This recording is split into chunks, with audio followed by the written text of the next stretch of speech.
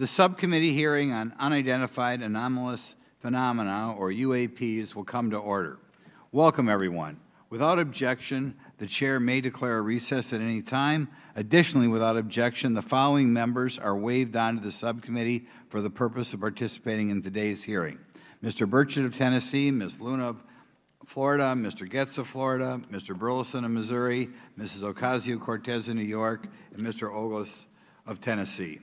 Without objection, so ordered. For today's subcommittee hearing, both the chair and ranking member will have 10 minutes for opening remarks. We may both be giving some of those minutes to other members of our party. I'm now going to recognize myself for 10 minutes. I'm actually going to try to get out of here in about 4, and then we'll give it to some of my friends over here. Good morning and welcome to the most exciting subcommittee in Congress this week, the Subcommittee on National Security, the Border, and Foreign Affairs, for discussion of unidentified anomalous phenomenon. I'd like to thank the brave military pilots and personnel, such as the witnesses on the panel today, for sharing their stories on how they have engaged UAPs, which has brought attention to this matter. Curiosity and speculation from all walks of life have generated interest in studying what UAPs are and what threats they may pose. I will say that when I was younger in school, I read a book, a 1966 book called Flying Saucers, Serious Business, and for a while, when I was a little bit younger, I thought it was the most important issue out there. The lack of transparency regarding UAPs, which was one of the themes of that book,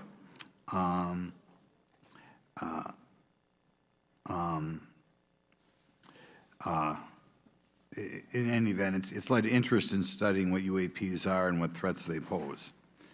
The lack of transparency regarding UAPs has fueled wild speculation and debate for decades, eroding public trust in the very institutions that are meant to serve and protect them, as is evidenced by the large number of people we have here.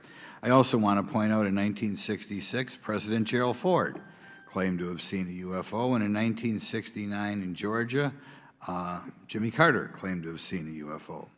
So this has led Congress to establish entities to examine UAPs. The National Defense Authorization Act of 2022 established the All-Domain Anomaly Resolution Office, or AARO, to conduct or to coordinate efforts across the Department of Defense and other federal agencies to detect, identify, and investigate UAPs. However, AARO's budget remains classified, prohibiting meaningful oversight from Congress. In addition to AARO's efforts, NASA is leading an independent study on UAPs that will identify how UAP data is gathered from both civilian and government entities that can be analyzed to shed light on the topic. However, despite these offices being established, there lies a pressing demand for government transparency and accountability that cannot be overlooked, and that's been a problem that's been around for 50 years. The Biden administration handling of the Chinese spy balloon that violated U.S. airspace is one example how the government is not prepared for these. The Biden administration's description of events has shown that the government continues not to be forthright. Between the Chinese balloon being shot down and 2 UAPs subsequently shot down following the event earlier this year, the U.S. government spent $1.5 million in taxpayer dollars on missiles, yet we have seen little clarity from the Biden administration. We must demand transparency from the Department of Defense, our intelligence community, and our defense industry on the UAP work. We're going to ask some questions about that today. Congress recognizes the subject of UAPs as multifaceted and requires a careful, data-driven approach. Today, we'll see clarity from these witnesses' testimonies, or we'll seek clarity as to what can be done to improve reporting for military and civilians and remain committed to objective inquiry. Congress should work to ensure that knowledge is not driven by fear. Today, we are not just debating the existence of UAPs, we are deliberating on the principles that define our republic, which is a commitment to transparency and accountability. I look forward to hearing from our witnesses today about ways we can improve government efficiency and openness when it comes to UAPs. I thank each of you for your presence here today and for your dedication to safeguarding the interests of the American people.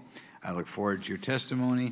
Now I'm going to turn it over for 2.5 or 3 minutes to Representative Burchett from Tennessee. Thank you, Mr. Chairman. Thank you all for being here. I want to thank everybody for making this happen today. And I want to remind everybody this is a nonpartisan issue. This has nothing to do with party politics. I think the cover-up goes a lot deeper than that. I also want to thank my colleagues, Representative Anna Paulina Luna, sitting beside me here, Jared Moskowitz, my friend across the aisle, has an incredible mind, and I'm anxious to hear his questions. My buddy Eric Burleson, and it's not in my notes here, but Matt Gates. If it hadn't been for Matt Gates, myself, him, and Luna would still be down at Eglin Air Force Base trying to get some answers. He's got an incredible legal mind. Also, I know I saw it in the crowd there, George Knapp, my buddy Jeremy Corbell. They're not witnesses, but they've provided some statements on this subject, and I seek unanimous consent to enter those statements into the record, Mr. Chairman. Without objection. Also, would like to enter in, I understand now that this is unclassified and it's public record, but as we all know, that's sometimes difficult for the public to get a hold of. A report, Defense Intelligence Reference Documents, Advanced Space Propulsion Based on Vacuum, Space-Time Metric Engineering, some light reading for some of our members. Without objection. Thank you. Mr. Knapp wrote, since 1969, the position of our military has been that UFOs pose no threat to national security and are not worthy of further study. I'd say that's the biggest understatement of the decade. He also goes on to talk about the dismissive attitude. It's at odds with what was revealed in documents, reports, and internal memos. And Mr. Cabral says, as he writes these words, the UFO is emerging as a major topic of global importance. I can state that as a fact. Out there, I met a fellow who came in here all the way from Denmark to be here for this meeting. So this is huge. This is worldwide. I think we suspect what's going on, but I'd also like to thank the members of Congress who have supported our efforts to make this hearing happen. Some have even confided to me that they've had UFO sightings of their own. Those members, of course, some of them wish to remain anonymous, and I'll keep it that way. But also, finally, I'd like to thank these three brave witnesses here. They took an oath. They took an oath to uphold the Constitution of the United States, and dadgummit, they're doing it. And we owe them a debt of gratitude.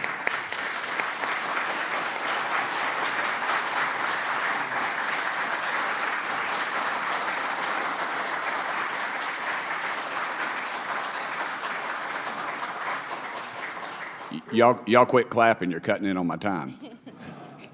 Just kidding. These folks, they've got nothing to gain from this, and I think you're going to find out that they've endured quite a few slings and arrows. We need to remember them in our prayers and their families. And I'm thankful to them for their honest testimonies. They have done interviews and appeared in documentaries like Accidental Truth to get their stories out there, and now they are all here to testify under oath for Congress. It's been so difficult to get here today. I've said, in the Baptist church, we'd say that the devil's in our way, and the devil has been in our way through this thing. We've run into roadblocks from members, from the intelligence community, the Pentagon. I proposed legislation to go in the FAA reauthorization that just said if an airline pilot has a sighting, that when he makes that report to the FAA, that it would come to Congress. But I was told that the intelligence community did not like that, and the amendment was not even heard in committee. I think it's time for this country to take back our country. We need to tell the folks at the Pentagon they work for us. Dadgummit, we don't work for them. And that's exactly the point. This is an issue of government transparency. We can't trust a government that does not trust its people. We're not bringing little green men or flying saucers into the hearing. Sorry to disappoint about half y'all. We're just going to get to the facts. We're going to uncover the cover-up, and I hope this is just the beginning of many more hearings and more people coming forward about this. And I yield back the remainder of my time. I think, is it to Representative Luna, Mr. Chairman, or is that? Yeah, we'll call Ms. Luna for her statement. The circumstances surrounding UAPs has captivated the attention of the American people for decades, ingrained in even the minds of our nation's leaders from Jimmy Carter to Barack Obama, Hillary Clinton to Donald Trump, Marco Rubio to Chuck Schumer, John Radcliffe to National Security Council officials. Yet from Roswell, New Mexico to the coast of Jacksonville, Florida, the sightings of UAPs have rarely been explained by the people who have firsthand accounts of these situations. This is largely due to the lack of transparency by our own government and the failure of our elected leaders to make good on their promises to release explanations and footage and mountains of overclassified documents that continue to be hidden from the American people. This isn't just how I feel. In fact, the American people largely believe that the government has actively covered up the truth about UAPs. One poll in particular found that 68% of Americans believe that the government is hiding information about UAPs and not being honest about what we know about them. And from my personal experience, I believe the same thing. Another poll found that nearly half Americans believe that the federal government is doing a very bad or somewhat bad job of dealing with reports of UFO sightings. As Representative Burchett just referenced on the FAA bill that just went through, you can tell that that's exactly happening. Considering the thousands of testimonies and videos taken on people's phones and eyewitnesses' accounts made by credible witnesses such as doctors, pilots, scientists, and active duty service members, it is unacceptable to continue to gaslight Americans into thinking that this is not happening or that the potential of intelligent life forms exists other than humans. Even more alarming is the fact that these eyewitnesses are many times service members and have no assurance that their lives will not be negatively impacted or even harmed by their experiences. In being an active duty service member working on an airfield, I've had conversations with many pilots where they were in fear of coming forward for retribution and or being taken off flight status. How do we know this? Because the government has said nothing to assure us otherwise. They have also did nothing to calm the concerns of over 20% of Americans who have reported to have seen UFOs or UAPs. We are simply told not to question the government and that the government has it under control. Today is the first hearing of its kind where we will attempt to get down to the bottom of what is actually happening with UAPs. But we will hear from people who have had personal sightings rather than Pentagon bureaucrats who have always been sent to stonewall our investigations. Just so that the press knows and the people know, we were even denied access to a classified briefing in a SCIF prior to this hearing due to the amount of hoops that we had to jump through to grant temporary clearance to witness Grush, who has knowledge of classified information. It is time to have an open-minded discussion on this topic, to hear the evidence and understand the magnitude of what this means, not just for our nation, but for humanity. Thank you, Chairman. I yield back the rest of my time. Thank you very much, and I'd like to thank you and Mr. Burchett for bringing this topic to my attention. Now we'll recognize National Security Subcommittee Ranking Member Garcia for 10 minutes. Well, thank you, Mr. Chairman, and I want to thank first our witnesses for joining us today. I want to begin by thanking you all for your service to our country and for sharing your voices today and your courage to be here as well. To Mr. Graves, particularly grateful to you to spend some time that we had for you to share with candor some of your experiences, so I appreciate that as well. I do want to thank all the members of our subcommittee today and also those that are here and have waved on for their incredible interest in this issue, particularly to Congressman Burchett. I know that your leadership has brought us to this place today, and I want to thank you for that, as well as everyone else that's been engaged in this work. I also want to thank the Oversight staff, who I know has been working very hard to ensure that today's hearing is serious, that it's transparent, and that it also provides appropriate answers, as our oversight body always demands. Now, it's really important that we're here in a bipartisan way to have this conversation, which really, to the heart of it, is about national security and key to the subcommittee's core purpose. This is the Subcommittee on National Security of the Oversight Committee. Now, our witnesses will testify today that UAPs have posed a serious safety threat, and we must understand this. More broadly, we're dealing with real questions that get to the heart of our faith in government. Faith in our institutions, as we all know, is at an all-time low. Partisanship and alternative facts make it too easy to doubt narrative or our institutions. But this hearing will offer the public unique perspectives, building on years of reporting by both federal agencies and the independent media. Now, some of the earliest reporting on this issue was a groundbreaking 2017 New York Times report, which revealed research, as we know now, on unidentified anomalous phenomena, as many call UFOs, by the Defense Intelligence Agency.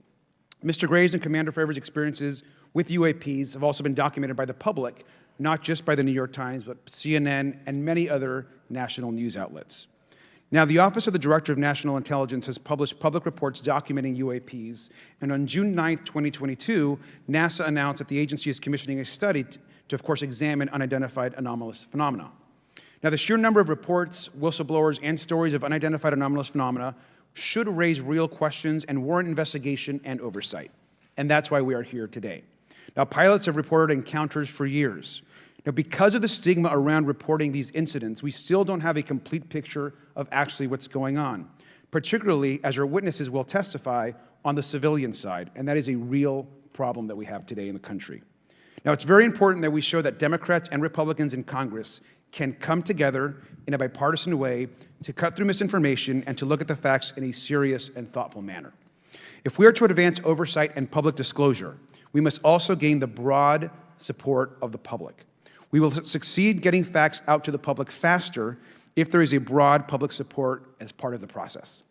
Now, I understand fully the Department of Defense is hesitant to share information that could also undermine our national security by revealing information on the capabilities of our own aircraft, our sensors, and other sensitive material. At the same time, many people believe that we're withholding information from them, and that is dangerous also. I believe in openness and transparency. That is also the role of Congress, and I want to trust that the American people will be able to weigh the evidence and make up their own minds. Now, we have incidents where sensors, sometimes even multiple types of sensors, detect things that we cannot explain. UAPs, whatever they may be, may pose a serious threat to our military or civilian aircraft, and that must be understood. Now, my career and training as a longtime and career educator and teacher and researcher tell me that we should never rule anything out. We know that our space, of course, is vast and undiscovered. I also want to note that Mr. Sean Kirkpatrick, director of the All-Domain Anomaly Resolution Office, the component of the DoD office that investigates UAP data, has testified before the Senate this year that his unit has found no evidence of extraterrestrial activity. NASA has also stated that they don't have evidence of extraterrestrial life either, and we've heard this, of course, from some of our government agencies. And we should remind viewers and witnesses, which I think is really important, that we also cannot share classified information in public settings. But questions, of course, remain that people want to see data and information for themselves. The enormous interest in the hearing today underscores the importance of a fair and open look at the evidence from witnesses who can share their unique perspectives. Now, I know I certainly have a lot of questions, and I know that all the members of our committee do as well. We should come to this hearing with an open mind, and we should not let our existing ideas restrict us on either side. I hear over and over from many agencies the stigma around reporting and investigating UAPs prevents us from getting real answers. We know that whistleblowers have reported harassment, intimidation, or stigma as well, and this is not acceptable. If people can't report incidents which would have national security or safety implications, then that also has serious consequences for us. As ranking member of this subcommittee, I know my job would be completely impossible if whistleblowers or others feel intimidated to come before this committee. We can't be afraid of asking questions, and we can't be afraid of the truth. I'm proud to say that this hearing builds upon bipartisan work by members of the House and Senate dating many years back, which is sought to increase awareness within the Department of Defense and to mandate more of Congress of UAPs. We know the Senate is taking up an amendment to their defense authorization bill, which will create a commission with broad declassification authority, and we should all agree that that is an important step. Members of both parties and senior officials in multiple administrations have taken an interest in this issue, and we're proud to carry and build that confidence in the American people. This hearing will also not be the end of this discussion, but a new chapter and start to years and years of work that many folks, both in the public and within government, have been working on. We should encourage more reporting, not less, on UAPs. The more we understand, the safer we will be. We will hear testimony from witnesses today with a long record of service to the American people and with subject matter expertise. Our witnesses have a unique opportunity to share their perspective, insights, and their experiences with the American people. And I encourage all of my colleagues to engage with these difficult questions with an open mind and to follow the facts on behalf of our country. I also just want to say more broadly that we should look at this hearing and believe that everything is on the table as it relates to UAPs. I think an open mind is absolutely the best. I want to yield the 2.5 minutes, the remainder of my time, to the representative from Florida, Representative Moskowitz, for an opening statement. He also has been very much engaged in this issue, and I want to thank him for his leadership. Congressman. Thank you, Ranking Member Garcia. Thank you, Mr. Chairman. I want to thank Tim Burchett and Anna Paulina Luna for their leadership in pushing this hearing forward. I want to thank, obviously, committee staff and their staff working on this on a bipartisan basis because many Americans are deeply interested in this issue, and it shouldn't take the potential of non-human origin to bring us together.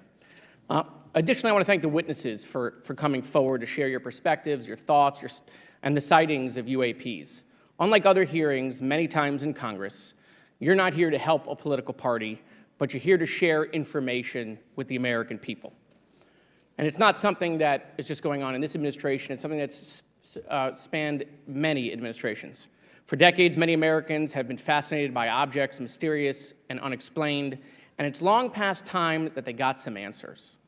The American public has a right to learn about technologies of unknown origins, non-human intelligence, and unexplainable phenomena. Those are not the words of a UFO Twitter account, though that is a direct quote from Majority Leader Chuck Schumer, that the American public has a right to learn about technologies of unknown origins, non-human intelligence, and unexplainable phenomena.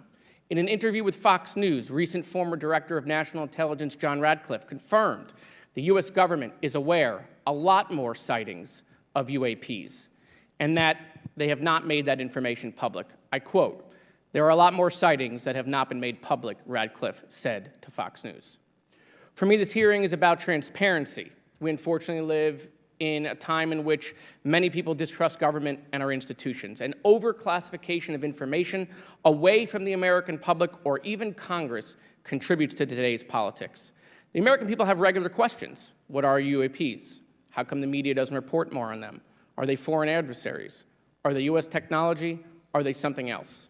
They ask themselves, how come when a Russian jet shoots flares at one of our drones, we have perfect pictures and videos to show the American people and the world, but when it comes to UAPs, nothing? Of course, we must always protect our national security to maintain our superiority, like when stealth helicopters were only rumored to exist, but were used in the Osama bin Laden raid in 2011. But we can't allow that to be used as a shield to keep the American people completely in the dark from basic truths. The American people deserve to hear more about special access programs. Congress has a right to know if there's any unsanctioned weapons development, satellite imagery that has not been provided to Congress. Congress created the All-Domain Resolution Office in the NDAA of 2022.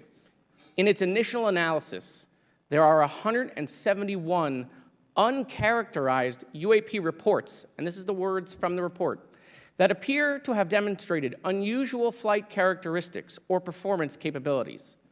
I believe more information is known about the 171 instances. It's time for Congress to reinsert ourselves. I call on our military leaders and intelligence officials to release more information to the American people about UAPs. And to our military leaders, if there's nothing to conceal, let Congress go to Wright-Patterson Air Force Base, the Dugway Proving Ground, or even Groom Lake in Nevada. We should have disclosure today. We should have disclosure tomorrow. The time has come. Thank you, Ranking Member. Thank you, Mr. Moskowitz, and I would yield back now to our chairman. Thank you. Right, now I'd like to introduce our witnesses. Our first witness is Lieutenant Ryan Graves. He's the Executive Director of Americans for Safe Aerospace. Lieutenant Graves is also a former U.S. Navy F-18 pilot with his own UAP experience. The next witness, David Grush, is a former senior intelligence officer with the National Geospatial Intelligence Agency and was a senior technical advisor for UAP issues. And finally, retired Navy Commander David Fravor, squadron leader who worked as a naval aviator for 18 years. Mr. Fravor has his own UAP experience, known as the TikTok event. I look forward to hearing from all three of you today. Pursuant to Committee Rule 9G, the witnesses will please stand and raise their right hands. Do you solemnly swear or affirm that the testimony you are about to give is the truth, the whole truth, and nothing but the truth, so help you God? Let the record show that all the witnesses answered in the affirmative. You may be seated. We appreciate you all being here today and look forward to your testimony. I'll remind the witnesses that we have read your written statements and they will appear in full in the hearing record. Please try to limit your oral statements to 5 minutes. As a reminder, please press the button on the microphone in front of you so that it's on and the members can hear you. When you begin to speak, the light in front of you will turn green. After 4 minutes, it'll turn yellow, and the red light, when that comes on, it tells you your 5 minutes have expired. I'll now recognize Mr. Graves for 5 minutes for your opening statement. Thank you. Chairman Grothman, Ranking Member Garcia, distinguished members of the House Oversight Subcommittee on National Security, Representatives Burchett and Luna. My name is Ryan Fobbs Graves, and I'm a former F-18 pilot with a decade of service in the U.S. Navy, including 2 deployments in Operation Enduring Freedom and Operation Inherent Resolve. I have experienced advanced UAP firsthand, and I'm here to voice the concerns of more than 30 commercial aircrew and military veterans who have confided their similar encounters with me. Today, I would like to highlight 3 critical issues that demand our action. As we convene here, UAP are in our airspace, but they are grossly underreported. These sightings are not rare or isolated, they are routine. Military aircrew and commercial pilots, trained observers whose lives depend on accurate identification, are frequently witnessing these phenomena. The stigma attached to UAP is real and powerful and challenges national security. It silences commercial pilots who fear professional repercussions, discourages witnesses, and is only compounded by recent government claims questioning the credibility of eyewitness testimony. Parts of our government are aware of more about UAP than they let on, but excessive classification practices keep crucial information hidden. Since 2021, all UAP videos are classified as secret or above. This level of secrecy not only impedes our understanding, but fuels speculation and mistrust. In 2014, I was an F-18 Foxtrot pilot in the Navy Fighter Attack Squadron 11, the Red Rippers, and I was stationed at NAS Oceana in Virginia Beach. After upgrades were made to our jet's radar systems, we began detecting unknown objects operating in our airspace. At first, we assumed they were radar errors, but soon we began to correlate the radar tracks with multiple onboard sensors, including infrared systems, eventually through visual ID. During a training mission in Warning Area Whiskey 72, 10 miles off the coast of Virginia Beach, 2 F-18 Super Hornets were split by a UAP. The object, described as a dark gray or a black cube inside of a clear sphere, came within 50 feet of the lead aircraft and was estimated to be 5 to 15 feet in diameter. The mission commander terminated the flight immediately and returned to base. Our squadron submitted a safety report, but there was no official acknowledgement of the incident and no further mechanism to report the sightings. Soon, these encounters became so frequent that aircrew would discuss the risk of UAP as part of their regular pre-flight briefs. Recognizing the need for action and answers, I founded Americans for Safe Aerospace. The organization has since become a haven for UAP witnesses who were previously unspoken due to the absence of a safe intake process. More than 30 witnesses have come forward, and almost 5,000 Americans have joined us in the fight for transparency at safeaerospace.org. The majority of witnesses are commercial pilots at major airlines. Often, they are veterans with decades of flying experience. Pilots are reporting UAP at altitudes that appear above them at 40,000 feet, potentially in low Earth orbit or in the gray zone below the Kármán line, making inexplainable maneuvers like right-hand turns and retrograde orbits or J-hooks. Sometimes these reports are reoccurring, with numerous recent sightings north of Hawaii and in the North Atlantic. Other veterans are also coming forward to us regarding UAP encounters in our airspace and oceans.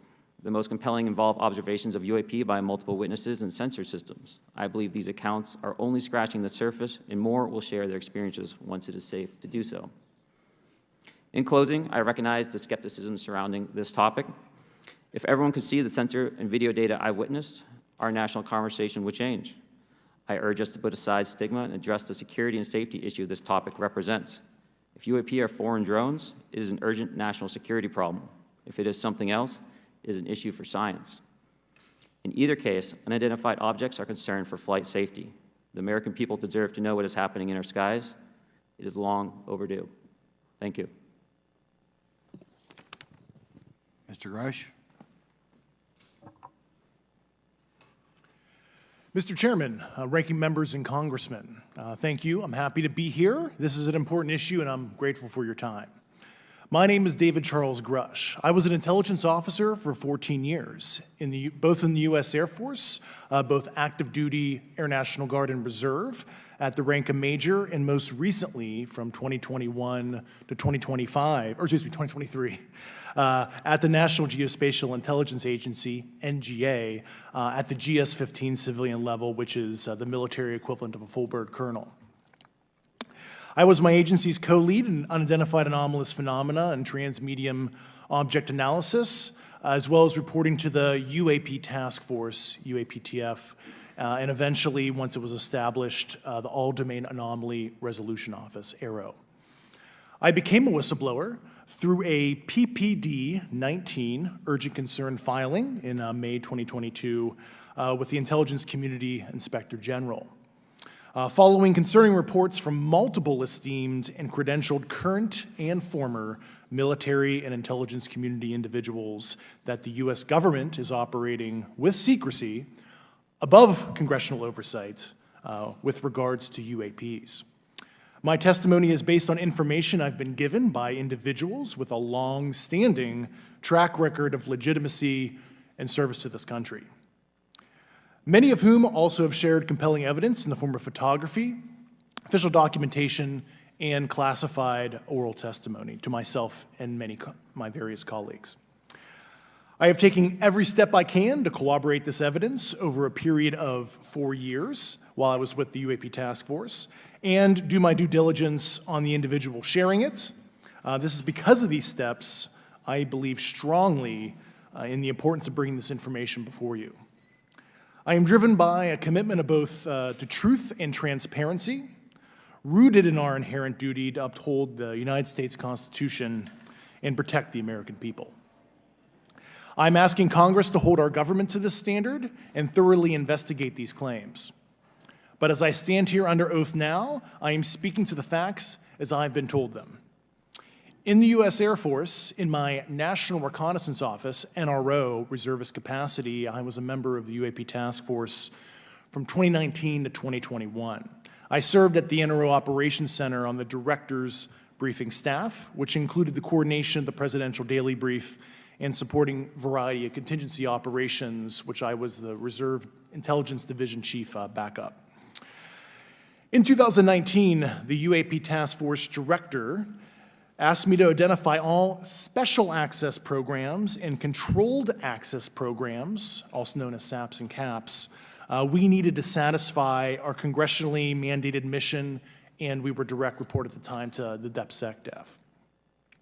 At the time, due to my extensive executive level intelligence support duties, I was cleared to literally all relevant compartments and in a position of extreme trust, both in my military and civilian capacities. I was informed in the course of my official duties of a multi-decade UAP crash retrieval and reverse engineering program, to which I was denied access to those additional read-ons when I requested it. I made the decision, based on the data I collected, to report this information to my superiors and multiple inspectors general, and in effect becoming a whistleblower. As you know, I've suffered retaliation for my decision, but I am hopeful that my actions will ultimately lead to a positive outcome of increased transparency. Thank you, and I'm happy to answer your questions. Thank you. Commander Fravor? Thank you. Thank you, Mr. Chairman, Congressmen, Congresswomen. I want to first thank you for the invitation to speak to the committee on the UAP topic that has been in the news for the past 6 years and seems to be continuing to gain momentum. As you know, my name is David Fravor. I'm a retired commander in the United States Navy. In 2004, I was a commanding officer of Strike Fighter Squadron 41, the world-famous Black Aces. We were attached to Carrier Wing 11, stationed on board the USS Nimitz, and had begun a 2-month workup cycle off the coast of California.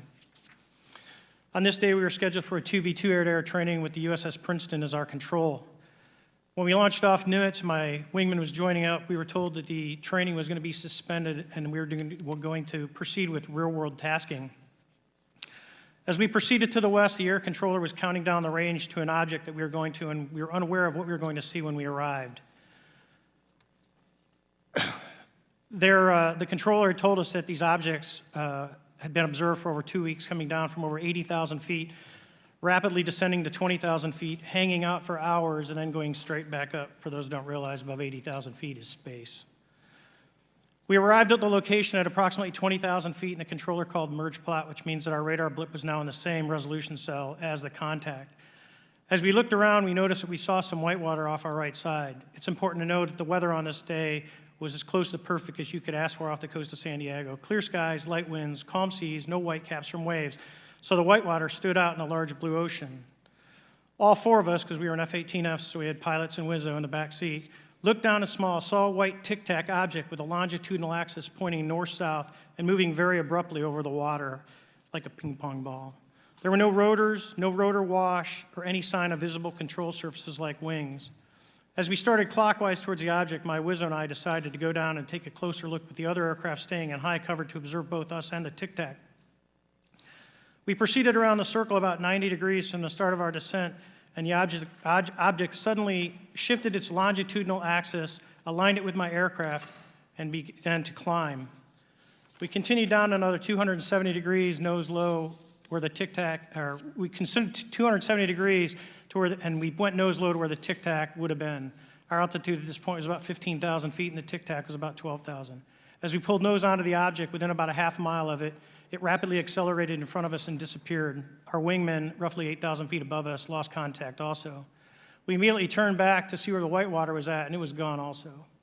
So as we started to turn back towards the east, the controller came up and said, "Sir, you're not going to believe this, but that thing is at your cap point, roughly 60 miles away in less than a minute. You can calculate the speed." We returned to Nimitz. We were taking off our gear. We were talking to one of my crews that was getting ready to launch. We mentioned it to them, and they went out and luckily got the video that you see, that 90-second video. What you don't see is the radar tape that was never released, and we don't know where it's at, of the active jamming that the object put on an APG-73 radar, and I can get into modes later if you're interested. What is shocking to us is that the incident was never investigated. None of my crew were ever questioned. Tapes were never taken, and after a couple days, it turned into a great story with friends. It wasn't until 2009 until Jay Stratton had contacted me to investigate. Unbeknownst to all, he was part of the ATIP program in the Pentagon led by Lou Elizondo. And there was an official report that came out that's now on the internet. Years later, I was contacted by the other pilot, Alex Dietrich, and asked if I'd been contacted, and I said no, but I'm willing to talk. I was contacted by Mr. Elizondo, and we talked for a short period of time, and he said we'd be in contact. A few weeks after that, I was made aware that Lou had left the Pentagon in protest and joined forces with Tom DeLonge, Chris Mellon, Steve Justice, and others to form Two Stars Academy, an organization that pressed the issue with leading industry experts and U.S. government officials. They worked with Leslie Kean, who is present today, Ralph Blumenthal, and Helene Cooper to publish the articles in the New York Times 2017 New York Times, and it removed the stigma on the topic of UFOs, which is why we're here today.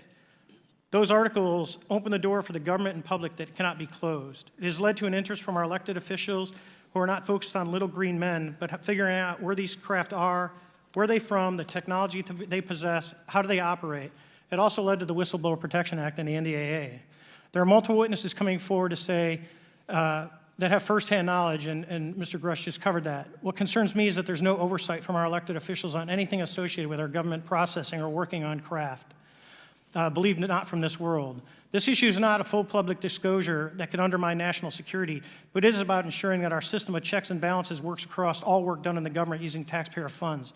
Relative to government programs, even unacknowledged WAVE programs have some level of oversight by the appropriate committee members in the House and Senate, and this work that is said to be occurring from whistleblower testimonies should not be exempt.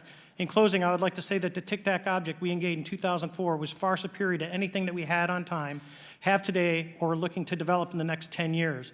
If we in fact have programs that possess this technology, it needs to have oversight from those people that the citizens of this great country elected in office to represent what is best for the United States and best for the citizens. I thank you for your time. Thank you very much. Thank you very much. I know it's very difficult for all of you, all you've done in the past to try to illuminate this issue. Call on myself first for some questions. I'm going to start with Mr. Graves. Are pilots that you interact with as part of your organization, do you feel adequately trained and briefed on how to handle encounters with UAPs? No. Right now, military witnesses to UAP have limited options for reporting UAP. But more concerning is that commercial aviation sector has not adapted to the lessons that the military has implemented. The military and Department of Defense has stated that UAP represent a critical aviation safety risk. We have not seen that same language being used in the commercial markets. They are not acknowledging this risk. Okay. What steps do you think have to be taken to improve a pilot's UAP reporting, be it military or commercial? Right now, we need a system where pilots can report without fear of losing their jobs. There is a fear that the stigma associated with this topic is going to lead to professional repercussions, either through management or perhaps through their yearly physical check. So having a secure system, reducing the stigma, and making this information available through the public is going to reduce the concerns that aircrew have. Could you just give me a little idea of the degree to which reports in the past are not made public right now? Well, I don't think there has been a proper reporting system to gather those reports and thus not report them. So to answer your question, I think there is a dearth of data due to the fact that the reporting has been limited up to this time. Could you tell me why you believe it's, kind of to play the devil's advocate, a reason why some of this stuff should not be available to the public? There's certainly some national security concerns when we use our advanced sensors and our tactical jets to be able to identify these objects. However, there's no reason that the objects themselves would be classified. I would be curious to see how the security classification guideline actually spells out the different nuances of how this topic is classified from the perspective of UAP, not national security. I'll give you a follow-up on that. Assuming that there are reasons why not all this should be made public, this has been around for a long period of time. Can any of the three of you think of any reason why anything related to UAPs, say 15 years and back, should not be immediately made public? I think one of it is acknowledging a vulnerability, both from a collection and I'll just say a countermeasure perspective. So it's We'll go with say, that we haven't cracked for many years. Yeah. even say 20 years back. Is there any reason why, when you go back that far, things shouldn't be made public?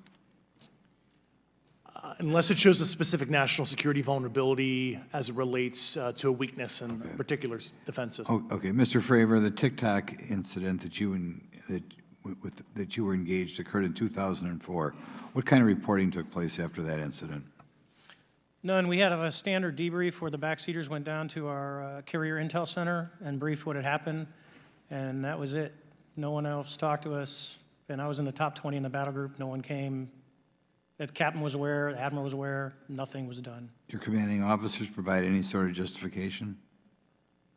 No, because I was the commanding officer of the squadron, so no. Was this incident the only UAP event that you encountered while you were a pilot? Yes, it was. Okay. This is for any one of you. Based off of each of your experiences and observations, do you believe UAPs pose a potential threat to our national security? Yes, and here's why.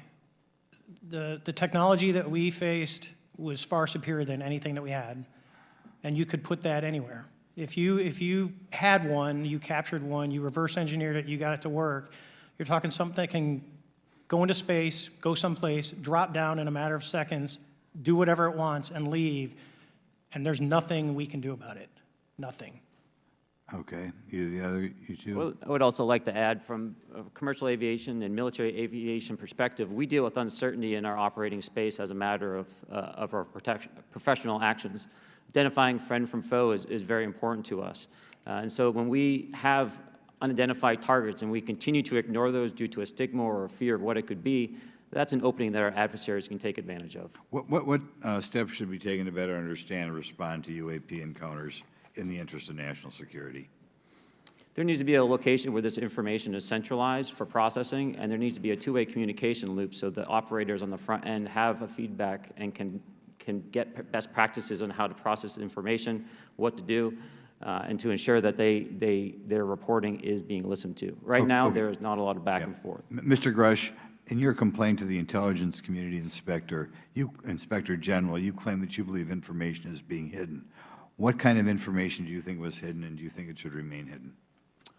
Yes, I can speak to that very briefly in unclassified manner. As you know, the preponderance of my complaint was classified to the intelligence communities. Both material acquisition and exploitation activity, also baselining the UAPs but not sharing it with intelligence professionals that are actually doing step briefs to pilots, that kind of information. Yeah. Okay. Thank you very much. Now we'll go to Mr. Garcia. Thank you. Again, thank you all for your service and for testifying today. Want to just talk about UAPs as it relates to what we're seeing in the pilots' interaction with UAPs. Particularly, Mr. Graves, one of the concerns that for members of this committee is this idea that pilots, there's no system to actually report UAPs and the stigma around pilots. And so can you just briefly, you mentioned that you're working with 30 pilots right now that have had encounters with UAPs, but you've also, I believe, discussed and know of many more pilots. This is just those that you're currently working with. Is that correct? Can you expand on that? Certainly. I'll break that down in two ways. First, when we were first experiencing these objects off the eastern seaboard in the 2014 to 2015 time period, anyone that had upgraded their radar systems were seeing these objects. So there was a large number of my colleagues that were detecting these objects off the eastern seaboard. They were further correlating that information with the other onboard sensors, and many of them also had their own eye sightings as well of these objects. Now, that was our personal firsthand experience at the time. Since then, as I've engaged this topic, others have reached out to me to share their experiences, both on the military side as well as the commercial aviation side. On the military aviation side, veterans that have recently got out have shared their stories and have expressed how the objects we were seeing in 2014, 2015 continued all the way to 2019, 2020, and beyond. And so it became a generational issue for naval aviators on the eastern seaboard. This was something we were briefing to new students. This is something that was included in the notice to airmen to ensure that there was no accidents. And now with commercial aviators, they are reaching out because they're having somewhat similar experiences as our military brothers and sisters, but they do not have any reporting system that they can send us to. And let me just add, both to Mr. Fravor as well as Mr. Graves, not having this system for reporting, would you both agree that it's harmful to not just our national security interests, but to understand this phenomenon of what's happening with UAPs? I think it's actually a travesty that we don't have a system to correlate this and actually investigate. You know, so if you took the East Coast, you know, there's coastal radars out there that monitor our air defense identification zone, so out to 200 miles. They can track these, you know, so when you see them, they could actually go and pull that data and get maneuvering. And instead of just having the airplanes, there's other data sources out there. And I've talked to other government officials on this. So you need a centrally located repository that these reports go to. So if you just stuck it in DOD, you wouldn't get anything out of the Intelligence Committee because they have a tendency not to talk. But if you had a central location where these reports would come in, not just military, but also commercial aviation, because there's a lot of that going on, especially if you talk to anyone that flies from here to Hawaii, over the Pacific, they see odd lights. So I think you need to develop something that allows you a central point to collect the data in order to investigate. Mr. Graves? I would concur with everything Mr. Fravor said. I'll continue to say that the commercial pilots that have reached out to me through Americans for Safe Aerospace are doing so because they don't feel there's another way for them to report this safety issue. And I think one of the clear outcomes of this hearing already is that there has to be a safe and transparent reporting process for pilots, both on the commercial side and the military side, to be able to report UAPs in a way that's also transparent, but also understands the scope of our national security interests and what may be classified or not. But I think there has to be some sort of system, and so that's something that I hope can be an outcome that this committee can work on. Is there anything else for the two of you briefly beyond this reporting system that you think that we can do as a government to encourage and facilitate more civilian reporting? I think we're doing it right now. Okay, great. I think this hearing is going to show the American people that their government takes this topic seriously. And how about civilians that may not be pilots? What kind of process could be in place for civilians who are not pilots, who may have UAP encounters? Do either of you have any suggestions that could facilitate that? My recommendations would be to make that a sensor-centric operation in order to make it as objective as possible. Okay. Sir, Mr. Fravor? No, I agree with Mr. Graves on that. Okay. Just briefly, I also just want to note, particularly for the two pilots, and I have a question for Mr. Grush. One of the things that I found fascinating in our discussion, Mr. Graves, last night as well, is that you both described UAPs and formations and the way they are observed in space or in our air, and the way that they move is essentially ways in which current technology or aircraft that we know of are unable to actually function or move. And so will you just, for the public record, again, once again, briefly, just either describe or note that aircraft that are being witnessed, particularly by the 30 folks that you're working with, are essentially outside the scope of anything that we know of today and the technology we have today. Mr. Graves, Mr. Fravor?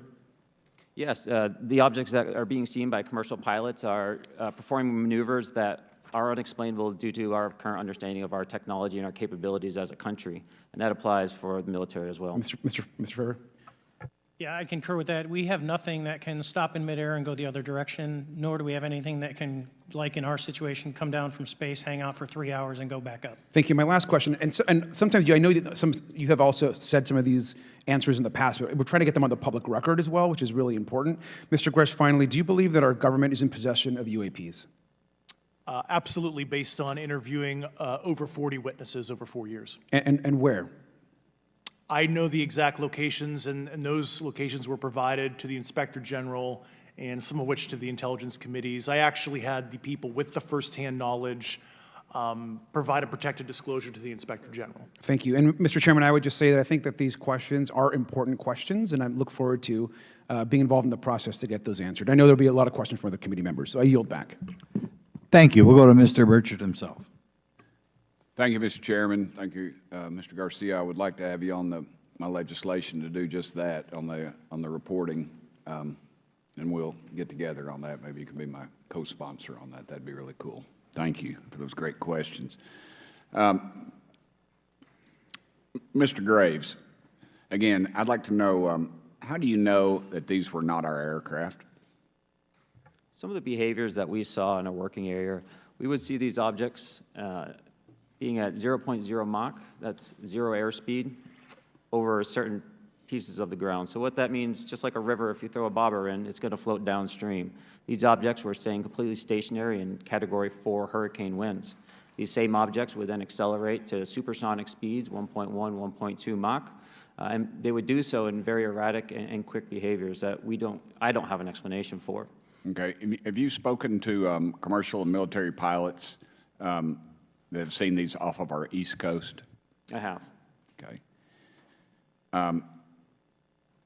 Mr. Favor, I noticed that in the Tic Tac video, it's Tic Tac like the candy, not TikTok like the Chinese Communist app. That's correct. Yes, sir. I just want to make that, because my daughter corrected me on that and called me a boomer and said, "Hey, boomer," and I said, "No, baby, it's Tic Tac like the candy. You're going to have to just look it up."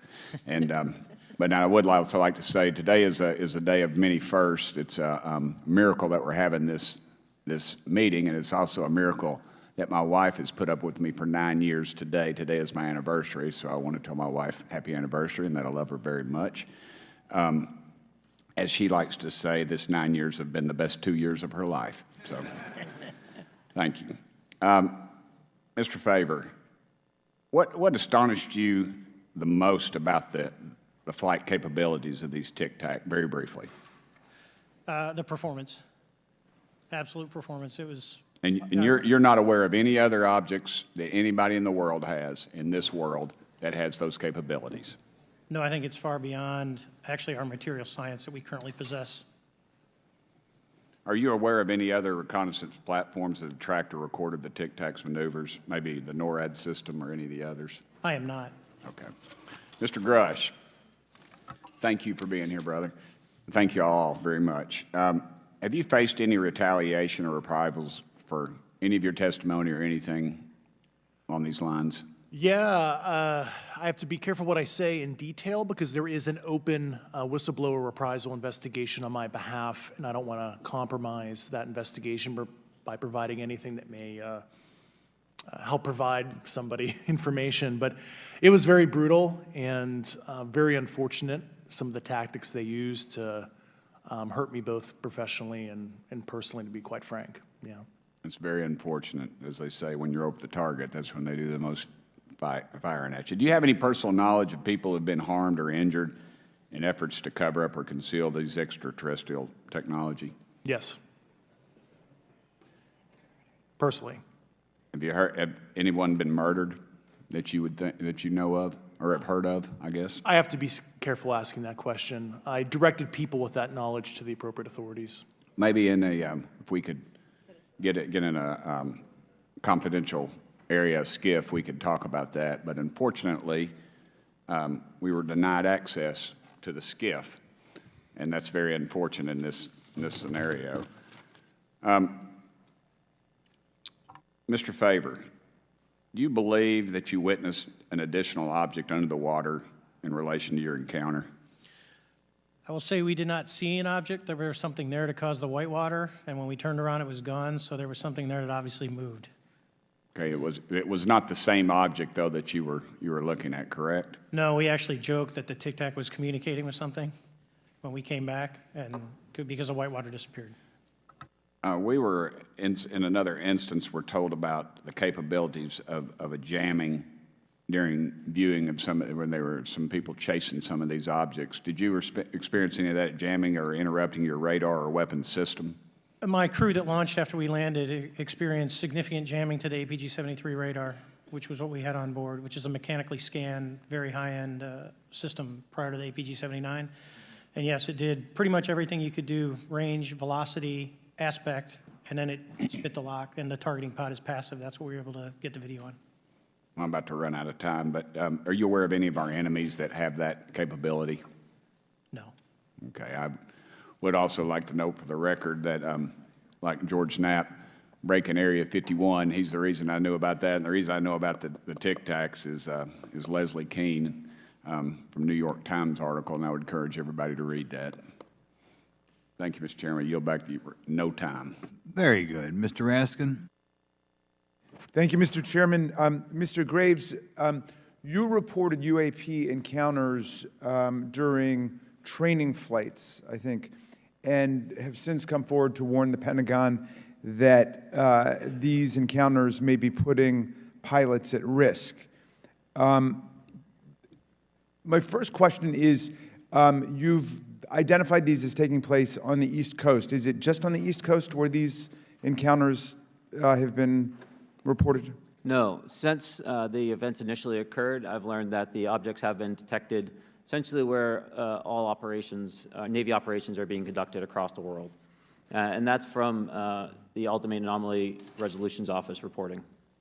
All right, can you describe your experience after you decided to come forward and go public with your experience? Certainly. Like many others, in 2017, I saw the New York Times article come out as well. And for me, it was special because I recognized the voices on the video. I recognized the video itself. I had seen it when it was taken. I seen it when it was debriefed. And so that was kind of shook me because I realized that this problem was still ongoing. And so I reached out to colleagues back on the East Coast and realized that this was still a safety risk that they were dealing with, that they had essentially hit a wall with how they could move forward on this conversation. It was at that point when I decided to try to move the conversation forward myself. Are there common characteristics to the UAPs that have been cited by different pilots, and can you describe what the convergence of descriptions is? Certainly. We were primarily seeing dark gray or black cubes inside of a clear sphere. I'm sorry, dark gray or black cubes? Yes, inside of a clear sphere, where the apex or tips of the cube were touching the inside of that sphere. And that was primarily what was being reported when we were able to gain a visual tally of these objects. And that occurred over almost 8 years. And as far as I know, it's still occurring. I take it that you're arguing what we need is real transparency in a reporting system so we can get some clarity on what's going on out there, because there are many pilots in your situation, but we should have a way of developing a systematic inventory of all of such encounters. Is that right? Yes, and I think we need both transparency and the reporting. We have the reporting, but we need to make sure that information can be promulgated to commercial aviation as well as the rest of the populace. Mr. Grush, what about you? What was your experience after you came forward? Well, it's only been about 2 months or so I guess my experience has been overwhelming support from former colleagues of mine that have privately messaged me, and I do appreciate that. But I do have knowledge of active planned reprisal activity against myself and other colleagues, and it's very, very upsetting to me. Coming from where? Certain senior leadership at previous agencies I was associated with. And that's all I'll say publicly, but I can provide more details in a closed environment. Okay. Well, I hope you understand that there would be bipartisan rejection of any attempt to vilify, demonize, or engage in other reprisals against our witnesses and people who are telling the truth from their perspective.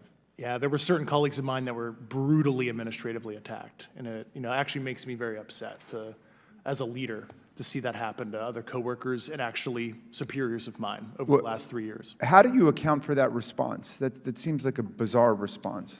I call it administrative terrorism. That's their quiver, their tool in the toolbox to silence people, especially the career government service cares about their career, cares about their clearance, their reputation to climb the ladder.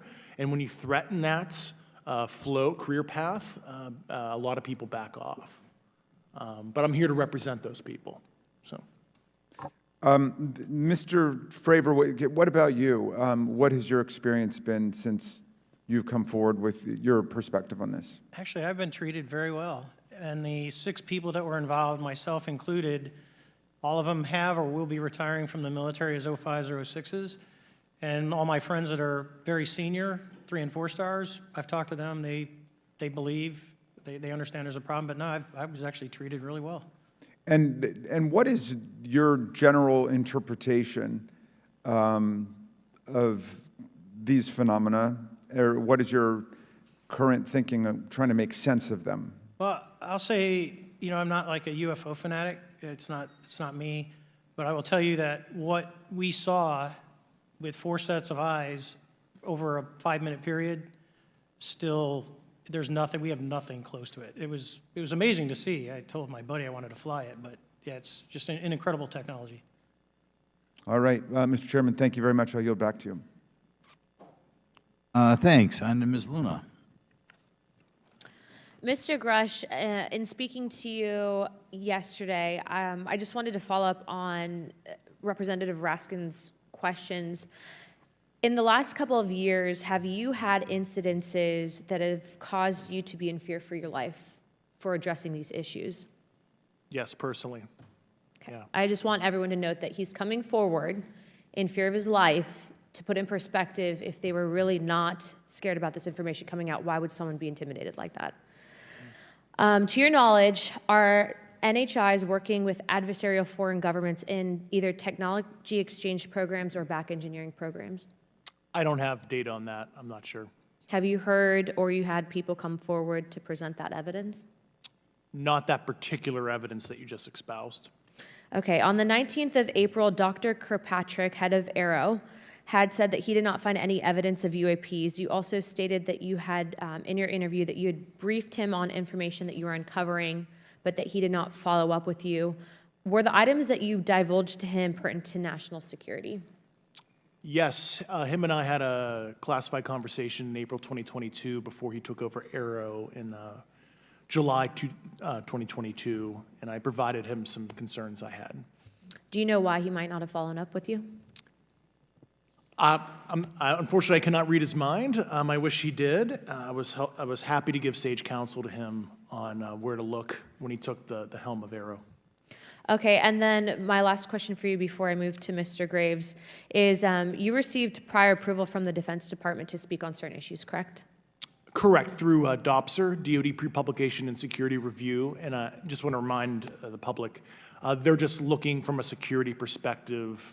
These are my own personal views and opinions, not the department's. Okay, I'm asking that though mainly because I think that there are many people that would like to discredit you, so it does bring a certain amount of credibility to your testimony. I'm required by law to do that as a former intelligence officer, or I go to jail for revealing classified information. Yeah, we don't want you to go to jail. My next question would actually be for Mr. Graves. Can you please explain to me in detail the event that occurred at Vandenberg Air Force Base? Certainly. In the 2003 timeframe, a large group of Boeing contractors were operating near one of the launch facilities at Vandenberg Air Force Base when they observed a very large 100-yard-sided red square approach the base from the ocean and hover at low altitude over one of the launch facilities. This object remained for about 45 seconds or so before darting off over the mountains. There was a similar event within 24 hours later in the evening. This was a morning event, I believe 8:45 in the morning. Later in the evening, post-sunset, there were reports of other sightings on base, including some aggressive behaviors. These objects were approaching some of the security guards at rapid speeds before darting off. And this is information that was received through one of the witnesses that have approached me at Americans for Safe Aerospace. Was this documented in any official form, whether it was a police blotter? Yes, they had official documentation and records from the event that the witness held over the years. And I'm not going to ask you to do it right now for time reasons, but you'd be able to sketch what was witnessed, correct? And have you seen that before on any other equipment and/or during your flight time? I have not seen what they've described. This object was estimated to be almost the size of a football field, and I have not seen anything personally that large. Okay, and then another question on follow-up referencing the gimbal video Go Fast incident.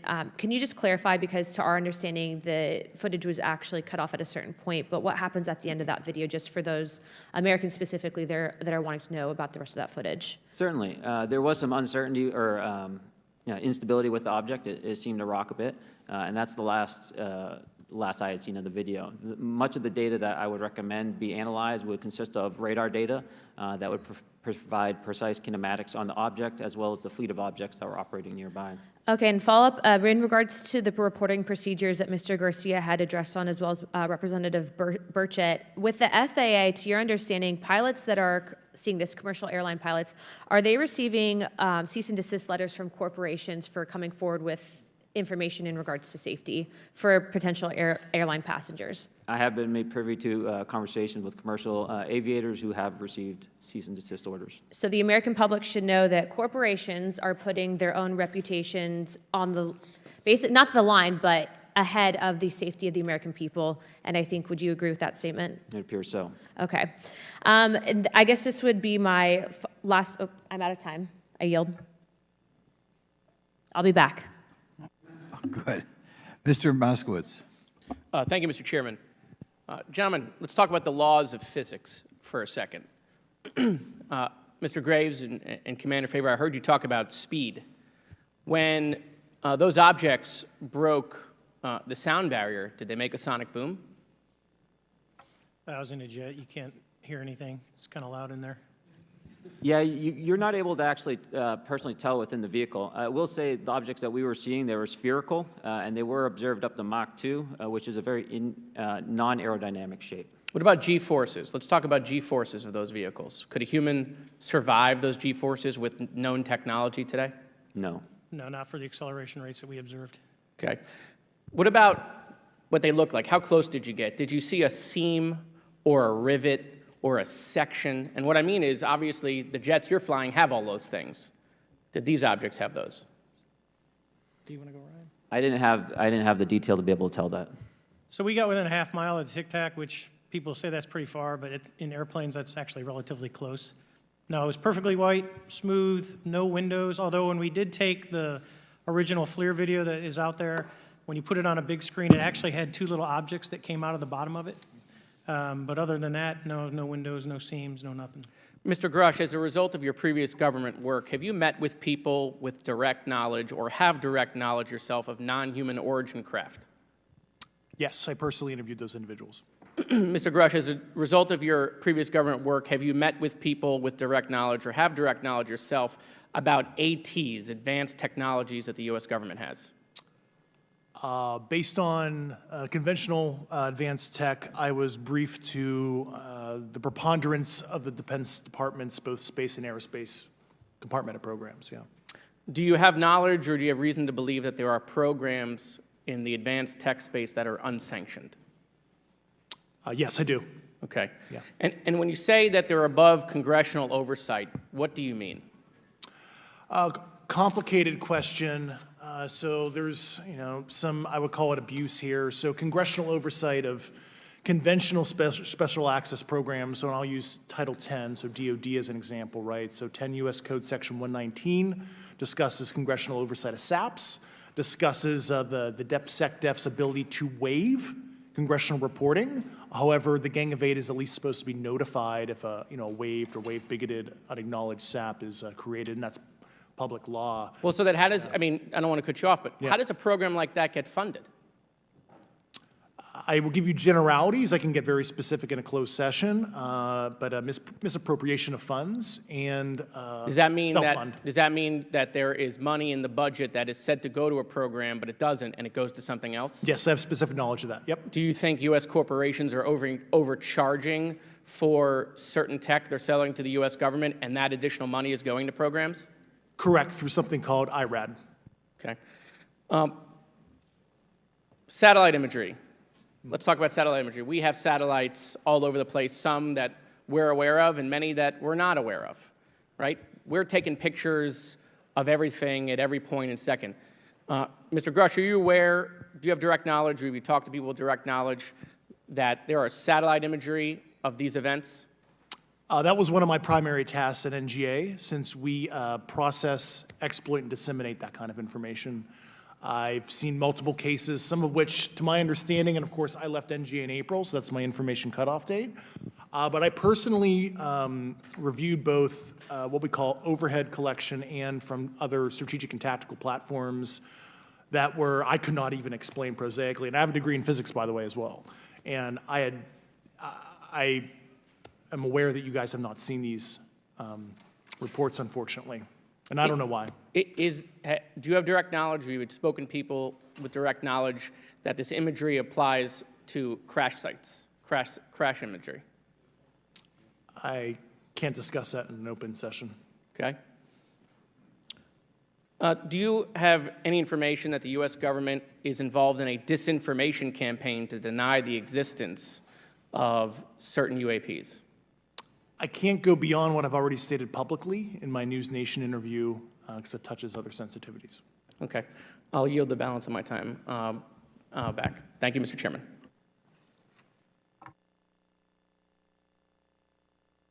Ms. Fox? Thank you, Mr. Chairman, and I thank our witnesses for being here today. Mr. Garouche, in your sworn testimony, you state that the United States government has retrieved supposedly extraterrestrial spacecraft and other UAP-related artifacts.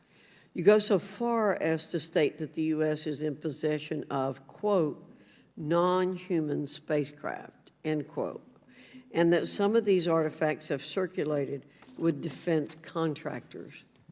Several other former military and intelligence officials have come forward with similar allegations, albeit in non-public settings.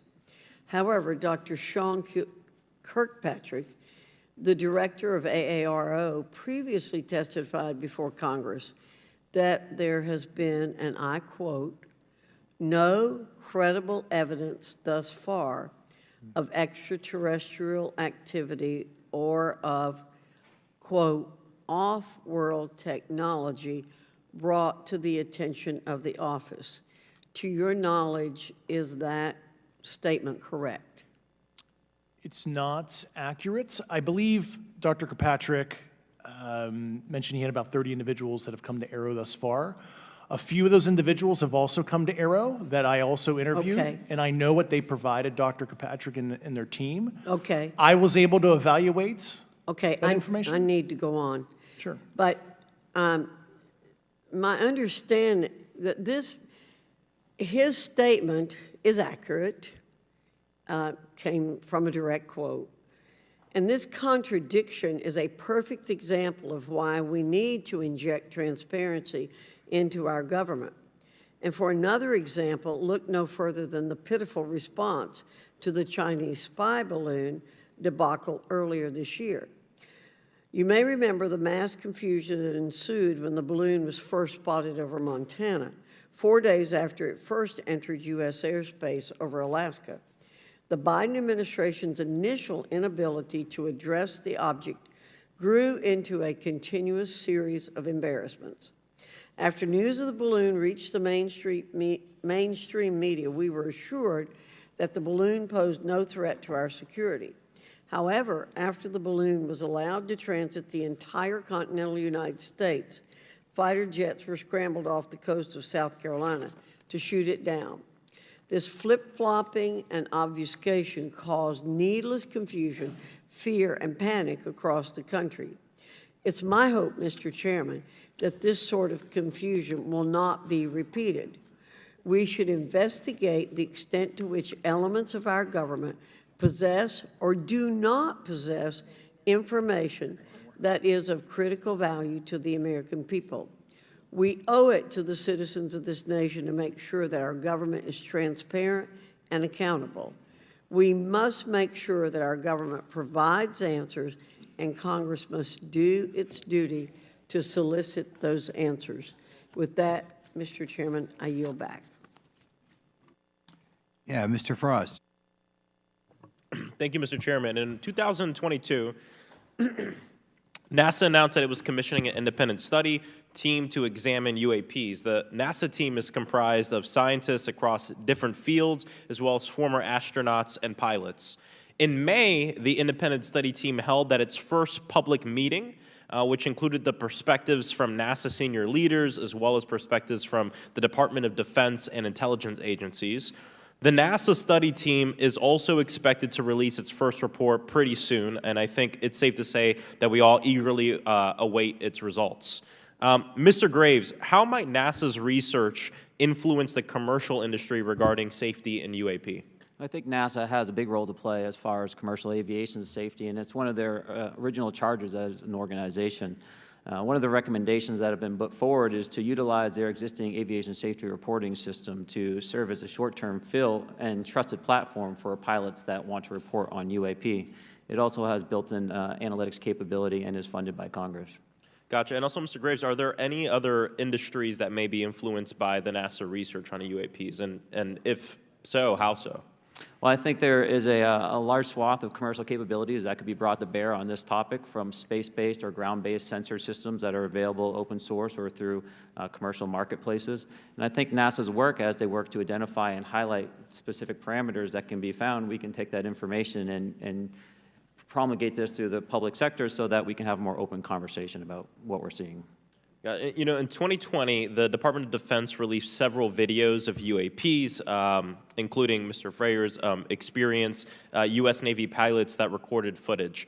In 2021, the Office of the Director of National Intelligence released a preliminary report on UAP events. NASA Administrator Bill Nelson stated that NASA would begin to investigate these events. In fact, I sit on Science, Space, and Technology Committee, and when we were doing a hearing with the NASA Administrator Bill Nelson, I asked, why NASA needed to be fully funded, and there were many great reasons, but one of them was actually had to do with UAPs. He actually mentioned, is there life out there? I don't know. And so either way, these actions ultimately led NASA to assemble the independent study team that I mentioned earlier. Also in 2021, Harvard University stood up the Galileo project to research and examine the origins of UAP. So it seems like both, from NASA and in the higher education community, because of the work that y'all have done and people standing up, I think we're seeing some of that stigma slowly going away. Mr. Freyer, do you believe that military pilots feeling empowered to share their UAP experiences has directly impacted the scientific community's research goals on this topic? I would say yes. I would say that, starting in 2017, when it actually came out, it took that stigma away. I mean, I've talked to multiple senators who said prior to that, if you'd have mentioned UAP, you'd have been laughed off the hill. And now we're sitting here today for a public testimony on what's actually going on. I'm hoping that this curve will be more of an exponential, and we'll get more and more transparent to the level that we can. Yeah, I mean, it's important. I couldn't imagine, I'm not a pilot, but I used to fly gliders in Civil Air Patrol. Huh? Yeah, Pilot? I mean, and so either way, I mean, I couldn't imagine, being in the glider and seeing something, and then not feeling like I had the agency to talk about it. Mr. Graves, can you discuss the importance of seeking scientists to sit on your advisory board? Absolutely. I think ultimately this is going to be a scientific problem. And not only that, it's also an engineering problem. I've been working with the American Institute of Aeronautics and Astronautics to help them stand up a UAP integration committee to help integrate their engineering prowess into this problem. And so, yes, very much, I think this is an engineering and scientific problem as much as a national security problem. And how might Congress help to facilitate partnerships between the scientific community and the UAP focus groups within government? Well, I think one of the things they can do is to have these types of hearings to communicate to the public that this is a topic of interest. I think that there is a pseudo-market, if you will, of interested capabilities and talent that want to approach this topic, and we're seeing that start to grow now. So I think continued conversation, reduction of stigma is going to allow that to flourish and allow answers to help generate themselves.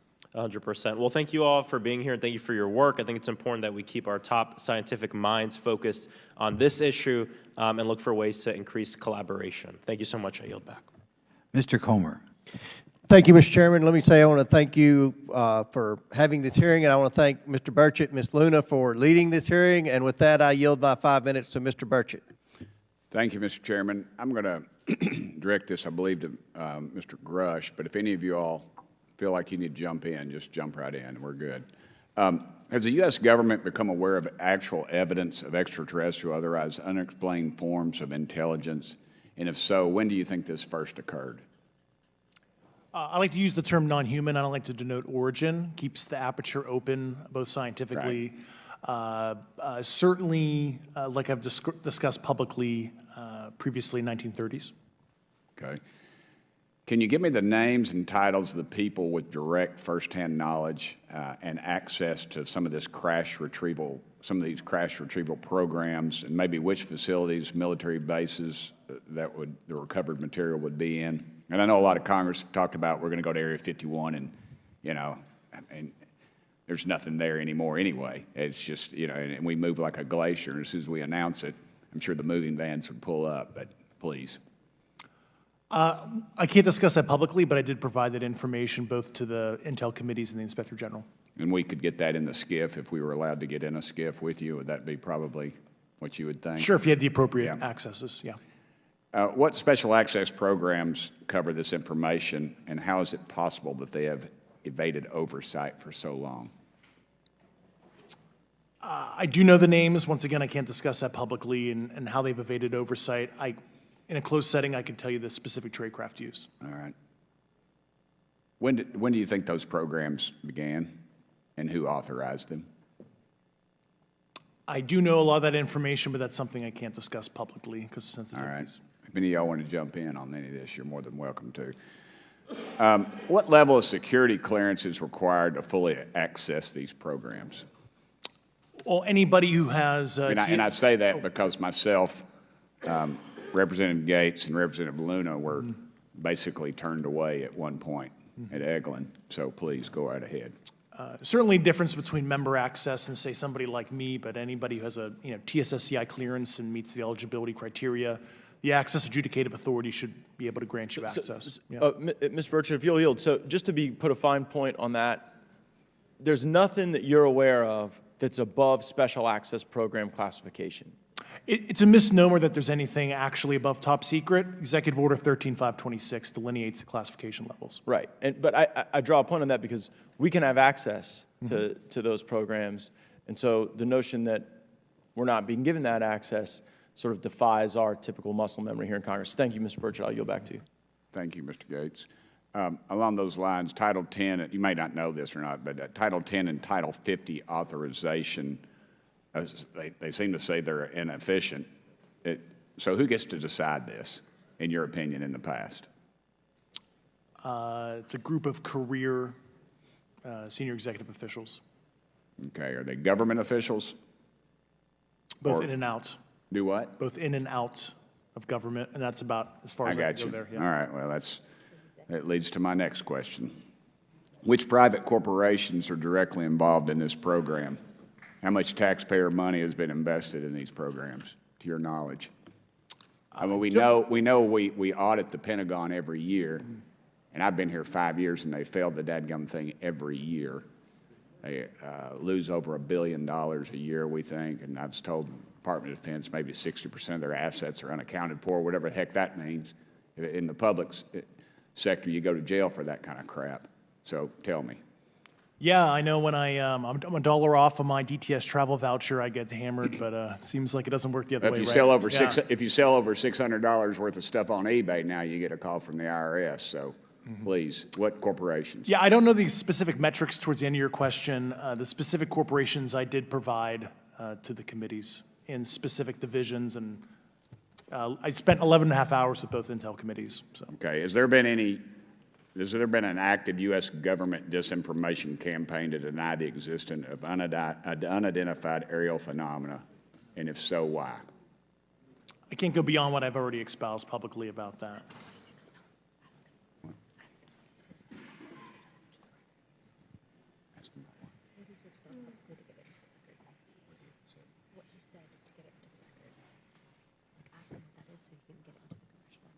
Okay, I've been told to ask you what that what that is and how to get it in the record.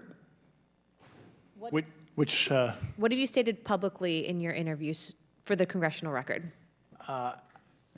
If you reference my News Nation interview and I talk about a multi-decade, campaign to disenfranchise public interest, Sorry, Mr. Basically. Chairman, I've gone. Yeah. Thank you. I apologize, Mr. Chairman. I yield back negative 21 seconds. Thank you. Ms. Ocasio-Cortez? Thank you, Mr. Chairman, and thank you to our witnesses for coming here today. I do concur with the ranking member as well as several other members here on this committee that this is a committee for whistleblowers and for the protection of whistleblowers as well. So we understand what you're putting on the table here and what you're putting on the line here, and we thank you for that. Mr. Grush, you sat on the Unidentified Anomalous Phenomenon Task Force created in the 2020 NDAA, correct? Yes. There have been some things that have been mentioned here during this hearing that I wanted to pick up on. Mr. Graves, you mentioned specifically during the answers to one of your questions, you named Boeing contractors being engaged in an incident regarding this red cube about a football field wide. I was wondering if you could speak a little bit about the interaction, or Mr. Grush, either of you, the interactions between defense contractor companies and any UAP-related programs or activities. So I'll just say that the information about the contractor himself were provided by a witness, and I have no particular detail in that relationship. Mr. Grush. The kind of general unclassed wave tops, certainly the contractors, are the metal benders, so to speak. They're the ones actually doing specific performance on government contracts. Are they required to issue any disclosure regarding UAP sightings, or do they engage in any reporting around this? In terms of the contractors? Yes. Not that I'm aware of. They do not. Okay. Now, when it comes to notification that you had mentioned about IRAD programs, we have seen defense contractors abuse their contracts before through this committee. I have seen it personally, and I have also seen the notification requirements to Congress abused. I am wondering, one of the loopholes that we see in the law is that there is, at least from my vantage point, is that depending on what we're seeing, is that there are no actual definitions or requirements for notification. What methods of notification did you observe? Like when they say they notified Congress, how did they do that? Do you have insight into that? For certain IRAD activities, I can only think of ones conventional in nature. Sometimes they flow through certain, I'll just say, SAP programs that have cognizant authority over the Air Force or something, and those are congressionally reported compartments, but IRAD is literally internal to the contractor, so as long as it's money, either profits, private investment, et cetera, they can do whatever they want. To put a finer point on it, when there is a requirement for any agency or company to notify Congress, do they contact the chairman of a committee?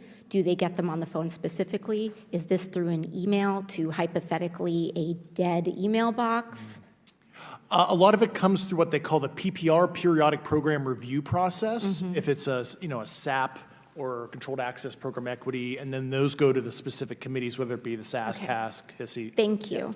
I apologize, my time is limited. Mr. Graves, one of your main concerns is that the FAA currently does not have an official process to receive reports of UAP from pilots or others, correct? Correct. And in your experience, what data should the AERO program prioritize for potential collection? We have, location, date, time, but are there other specific characteristics that should be included in these reports? Certainly. I think that there's two categories that would be important. One would be kinematics and understanding the specifics of how the vehicle or objects are moving. And the second would be a more zoomed out approach of being able to look at origin and destination before the incident, as well as getting a better contextual understanding of how these objects are interacting with each other. Thank you. Now, because I only have a minute left, I apologize, we only have 5 minutes today, but for the record, if you were me, where would you look? Titles, programs, departments, regions, if you could just name anything. And I put that as an open question to the three of you. I'd be happy to give you that in a closed environment. I can tell you specifically. Thank you. Commander Fravor? And I would say, and I've told people that you have to know where to look. They're not going to divulge it to you because of the classification levels. But if you know where to look and who to talk to, which is exactly what Mr. Grush can point you, then you have them. Okay. Mr. Graves? I was an operator, so I was depending on folks like Mr. Grosh to do that homework. Okay. Thank you very much. I yield back to the chair.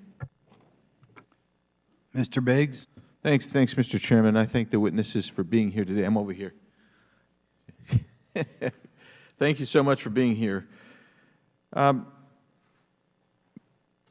want to get into specifics here, and the reason I'm going to go this way is because you've talked a bit about what I would call misdirection by official U.S. government with regard to UAPs, right?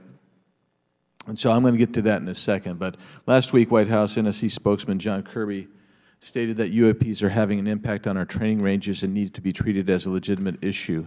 Do you concur with his statements? That's for each of you. Yes. Yes. Yes. Okay.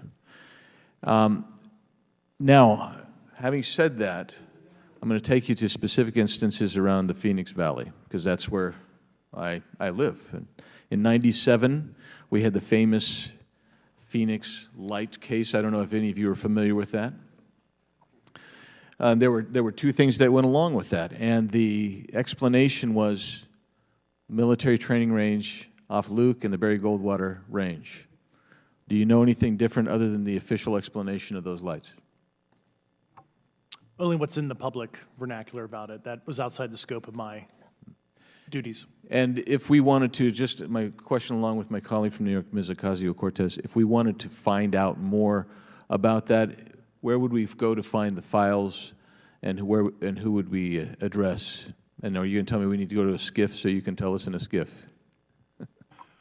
I could potentially give you a vector on that. That specific case, I'm familiar with it in terms of public, but I give you a vector in a closed environment, yeah. That would be good, thank you. So if it's true that UAPs are having an impact on training ranges, and this administration considers it to be a legitimate issue, what steps can Congress take to address training range impacts? And I say that having two very large training ranges in my state. And so we'll start with Mr. Graves and go on down the panel. Some of the initial procedures have been implemented, such as within the United States Navy, that have a range failure report that gathers information from pilots. I understand that a service-wide reporting mechanism is still pending. However, that would be a great next step, not only for gathering information, but for showing the troops that it is an acceptable topic and reducing the stigma. Okay, please, all of you continue. Yeah, as a recipient of a lot of those training range reports, sometimes we only get contextual kind of oral reporting. It'd be nice if they attached all sensor data and there's a system in place that can handle multiple classifications of data. And that's an issue with the F-35, right? That jet was never built to be an ISR platform. And it's a pain in the, we'll just say, butt to get that data off. So, yeah. Great. Thank you. Yeah, I would agree with the previous two. Being a user of those training ranges, that the data has to be out there. You have to acknowledge that you're seeing them, and then you have to collect the data. Right now, you get the report, someone says, I saw something, but no one collects the radar data to back it up and do research. Okay. Do you believe that the 2019 classification guidelines for UAPs interferes with the federal government's ability to be transparent with the American people? And do you think we need to be more transparent with the American people? All of you, yeah. I'll say yes to that. Yeah, I'm familiar with at least the UAP Task Force 2019 Security Classification Guide. I think it's fair. I did actually help author that with the director. You got a bias that way then. But I will say, I'll call it a lazy attitude about declassifying videos. I mean, I've seen some of the videos of the recent shoot down, and I saw no reason that couldn't have been released as long as they mask some data. The American people deserve to see that imagery and full motion video. I would think, well, in my opinion, I will say things are overclassified. I know for a fact the video or the pictures that came out in the 2020 report that had the stuff off the East Coast, they were taken with an iPhone off the East Coast. A buddy of mine was one of the senior people there, and he said they were originally classified at TSSCI. And my question to him was, what's TSSCI about these? They're an iPhone Right. literally off the vacapes. That's not TSSCI. So they're overclassified, and as soon as they do that, they go in a vault, and then you all have to look for them. Yeah, so with the overclassification, that may be one way. Are there other ways that the DOD or intelligence agencies are keeping this information from the American people or even from Congress? I think part of that has been not encouraging reporting. If the problem is not something that can be measured, it's not something that's going to be fixed. Okay, very good. Well, I'm out of time, and I thank you, Mr. Chairman, and I yield back. First of all, without objection, Representative Nick Langworthy of New York has waived on the subcommittee for purpose of questioning witnesses at today's subcommittee hearing. And then we go to Mr. Burleson. Thank you, Mr. Chairman. Appreciate you guys coming out today, testifying. Look, I've been here for 6 months, and I'm pretty skeptical. I don't trust anything in this town. And so I think that's because I'm from Missouri. You've got to show me, right? With that being said, there's been a lot of things that have been said in the public, Mr. Grush, and so I want to get down to, if we can, some specifics, right? So at one point you had said that there has been harmful activity or aggressive activity. Has any of the activity been aggressive, been hostile in your reports? I know of multiple colleagues of mine that got physically injured. And the activity, and I got to by UAPs or by people within the federal government? Both. Okay, yeah. So there has been activity by alien or non-human technology and or beings that has caused harm to humans. I can't get into the specifics in an open environment, but at least the activity that I personally witnessed, and I have to be very careful here because they tell you never to acknowledge tradecraft, right? So what I personally witnessed, myself and my wife, was very disturbing. Okay. One of my constituents actually sent this next question, and I figured I'd ask it since I had the same thought. You've said that the U.S. has intact spacecraft. You said that the government has alien bodies or alien species. Have you seen the spacecraft? I have to be careful to describe what I've seen firsthand and not in this environment, but I could answer that question behind closed doors. Yeah. And have you seen any of the bodies? That's something I've not witnessed myself. Okay, and so with that being said, the other statement that has been made that was intriguing to me it's intriguing because my view has been that we are billions of light years away from any other system. And the concept that an alien species that's technologically advanced enough to travel billions of light years gets here and somehow is incompetent enough to not survive Earth or crashes is something that I find a little bit far-fetched. And with that being said, you have mentioned that there's interdimensional potential. Could you expound on that? Yeah, to answer your first question, and I'm here as a fact witness and expert, but I will give you a theoretical framework at least to work off to kind of espouse crashes, regardless of your level of sentience, right? Planes crash, cars crash, n number of sorties, however high, a small percentage are going to end in mission failure, if you will, as we say in the Air Force.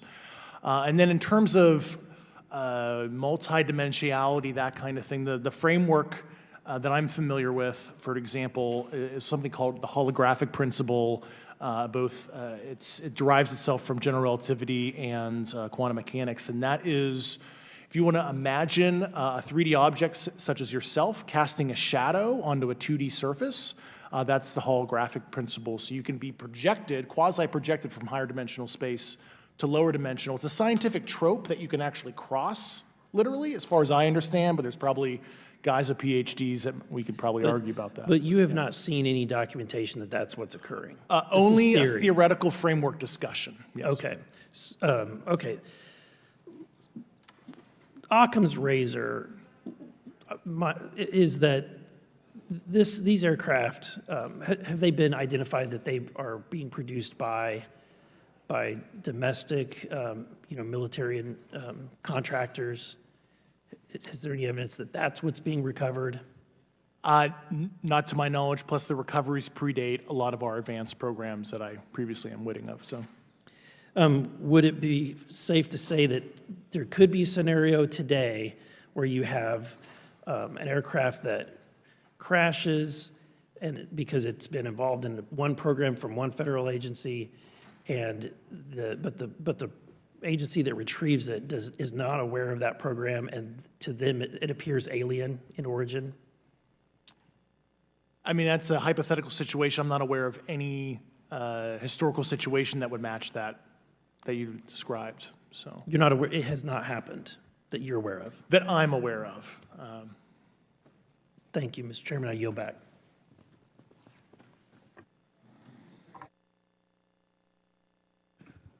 Several months ago, my office received a protected disclosure from Eglin Air Force Base indicating that there was a UAP incident that required my attention.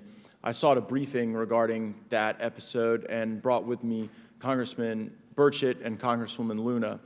We asked to see any of the evidence that had been taken by flight crew in this endeavor and to observe any radar signature as well as to meet with the flight crew.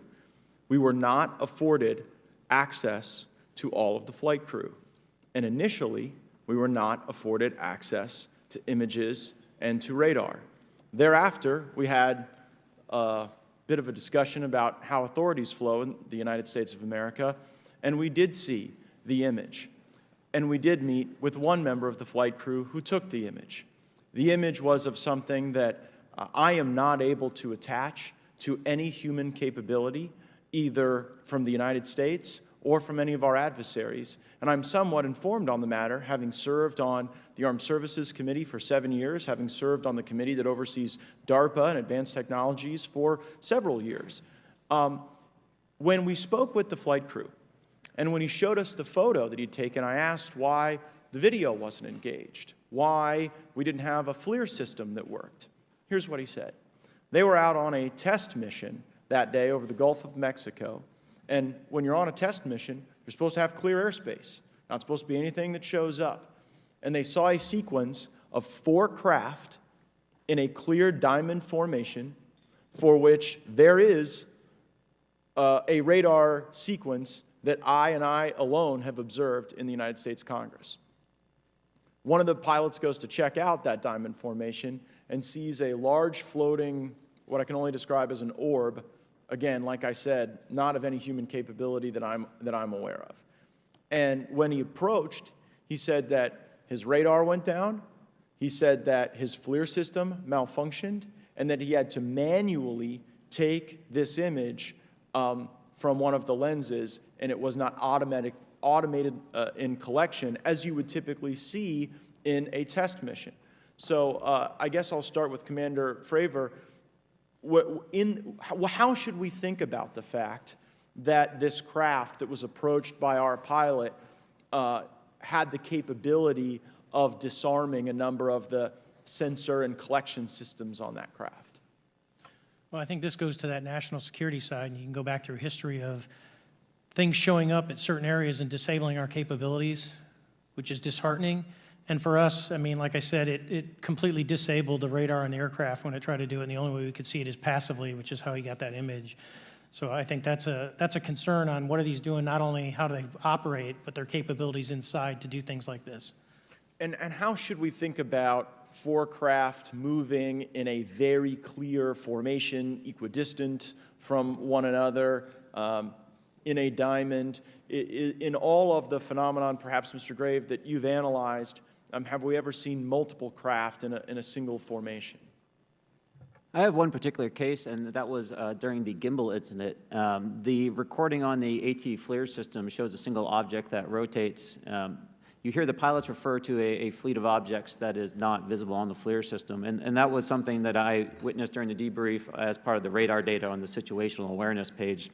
I would like to add, however, Congressman, there's a small bit of anger, I would say I would feel that those pilots are still facing that difficulty in reporting this topic, and they don't have the tools to be able to mitigate this issue.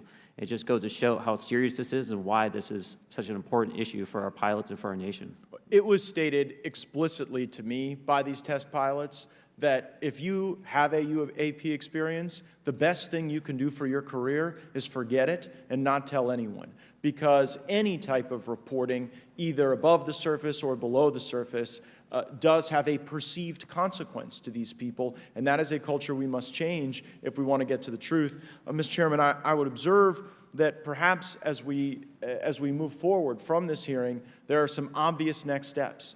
Every person watching this knows that we need to meet with Mr. Grush in a secure, compartmentalized facility so that we can get fulsome answers that do not put him in jeopardy and that give us the information we need. Second, I would suggest that the radar images that were collected of this formation of craft out of Eglin Air Force Base, and specifically the actual image taken by the actual flight crew that we can actually validate, be provided to the committee, subpoenaed if necessary, so that we're able to track how to get this type of reporting and analysis done in a more fulsome way. That would be my recommendation, humbly, as a guest here of the fine Oversight Committee. I yield back.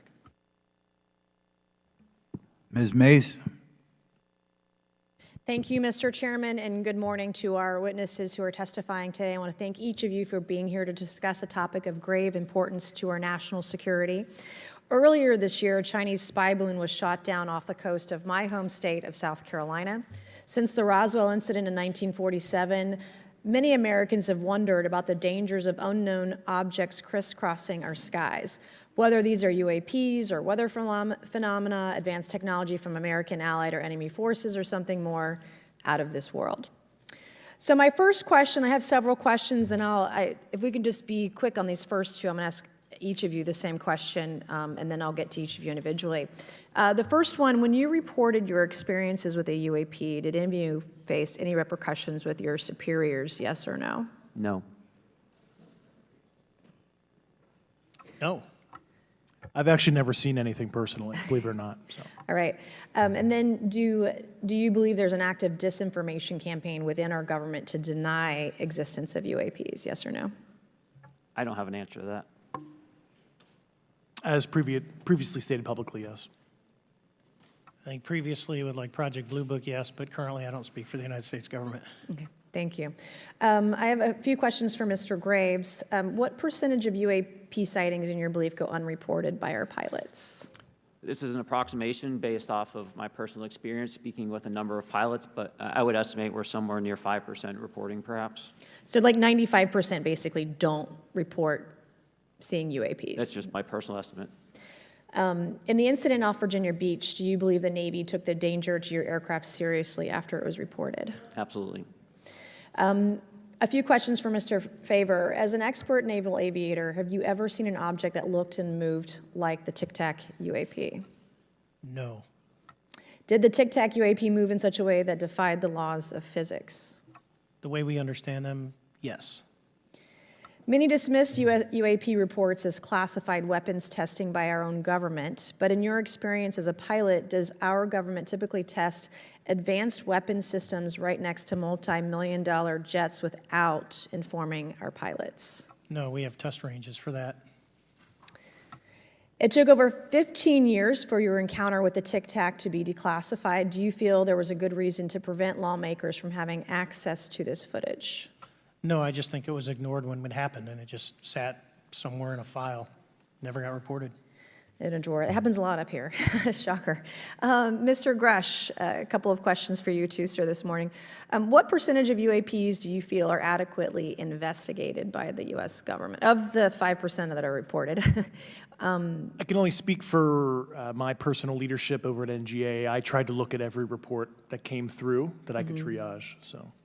Do you believe that officials at the highest levels of our national security apparatus have unlawfully withheld information from Congress and subverted our oversight authority? There are certain elected leaders that had more information that I'm not sure what they've shared with certain Gang of Eight members or et cetera, but certainly I would not be surprised. Okay. You've stated that the government is in possession of potentially non-human spacecraft. Based on your experience and extensive conversations with experts, do you believe our government has made contact with intelligent extraterrestrials? Something I can't discuss in public setting.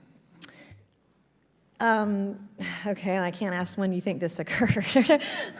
If you believe we have crashed craft, stated earlier, do we have the bodies of the pilots who piloted this craft? As I've stated publicly already in my News Nation interview, biologics came with some of these recoveries, yeah. Were they, I guess, human or non-human biologics? Non-human, and that was the assessment of people with direct knowledge on the program I talked to that are currently still on the program. And was this documentary evidence, this video, photos, eyewitness? Like, how would that be determined? The specific documentation I would have to talk to you in a skiff about. Gotcha. Yeah. Okay. So, and you may or may not be able to answer my last question, and maybe we get into a skiff at the next hearing that we have, but who in the government, either what agency, sub-agency, what contractors, who should be called into the next hearing about UAPs, either in a public setting or even in a private setting? And you probably can't name names, but what agencies or organizations, contractors, et cetera, do we need to call in to get these questions answered, whether it's about funding, what programs are happening, and what's out there? I can give you a specific cooperative and hostile witness list of specific individuals that were in those. And how soon can we get that list? I'm happy to provide that to you after the hearing. Super. Thank you. And I yield back. Okay, now we have Mr. Langworthy. Is he here? Okay. Thank you very much. I'd like to thank all of the witnesses for being here today to discuss this very unique topic. And I'd like to jump right into my questions, if you don't mind. Commander Fravor, can you briefly describe your background? Yeah, I was an enlisted Marine, Naval Academy graduate, Navy, flew for 18 years, got a master's from University of Houston, and I've worked in the private sector for the last, 16 years, 17 years. I do a lot of defense work. So. Really gold-plated credentials. Commander Fravor, we have all seen the floating Tic Tac video that you engaged with on November 14th, 2004. Can you briefly talk about why you were off the coast of San Diego that day? Yeah, we were at a workup with all the battle groups, so we integrate the ships with the carrier, the air wing with the carrier, and we start working. So we were doing an air-to-air defense to hone not only our skills, but those of the USS Princeton when they had been tracking them for 2 weeks. The problem was that there was never manned aircraft airborne when they were tracking them, and this was the first day, and unfortunately, we were the ones airborne and went and saw it. Do you remember the weather that day? Was it cloudy or windy or anything out of the ordinary on the Pacific coast? It was actually, if you're familiar with San Diego, it was a perfect day, light winds, no white caps, clear skies, not a cloud. It was, for flying, it was the best. Now, is it true that you saw, in your words, a 40-foot flying Tic Tac shaped object? That's correct. Or for some people that can't know what a Tic Tac is, it's a giant flying propane tank. Fair enough. Did this object come up on radar or interfere with your radar or the USS Princeton? The Princeton tracked it, the Nimitz tracked it, the E-2 tracked it. We never saw it on our radars. Our fire control radars never picked it up. The other airplane that took the video did get it on a radar. As soon as it tried to lock it, it jammed the radar, spit the lock, and he rapidly switched over to the targeting pod, which you can do in the F-18. From what you saw that day and what you've seen on video, did you see any source of propulsion from the flying object, including on any potential thermal scans from your aircraft? No, there's none. There's no IR plume coming out. And Chad, who took the video, went through all the EO, which is black and white TV, and the IR modes, and there's no visible signs of propulsion. It's just sitting in space at 20,000 feet. In your career, have you ever seen a propulsion system that creates no thermal exhaust? No. Can you describe how the aircraft maneuvered? Abruptly, very determinate. It knew exactly what it was doing. It was aware of our presence, and it had acceleration rates. I mean, it went from 0 to matching our speed in no time at all. Now, if the fastest plane on Earth was trying to do these maneuvers that you saw, would it be capable of doing that? No, not even close. And just to confirm, this object had no wings, correct? No wings. Now, was the aircraft that you were flying, was it armed? No, never felt threatened at all. If the aircraft was armed, do you believe that your aircraft or any aircraft in possession of the United States could have shot the Tic Tac down? I'd say no, just on the performance, it would just left in a split second. It looks like that we have a problem here that needs further investigation. Yes.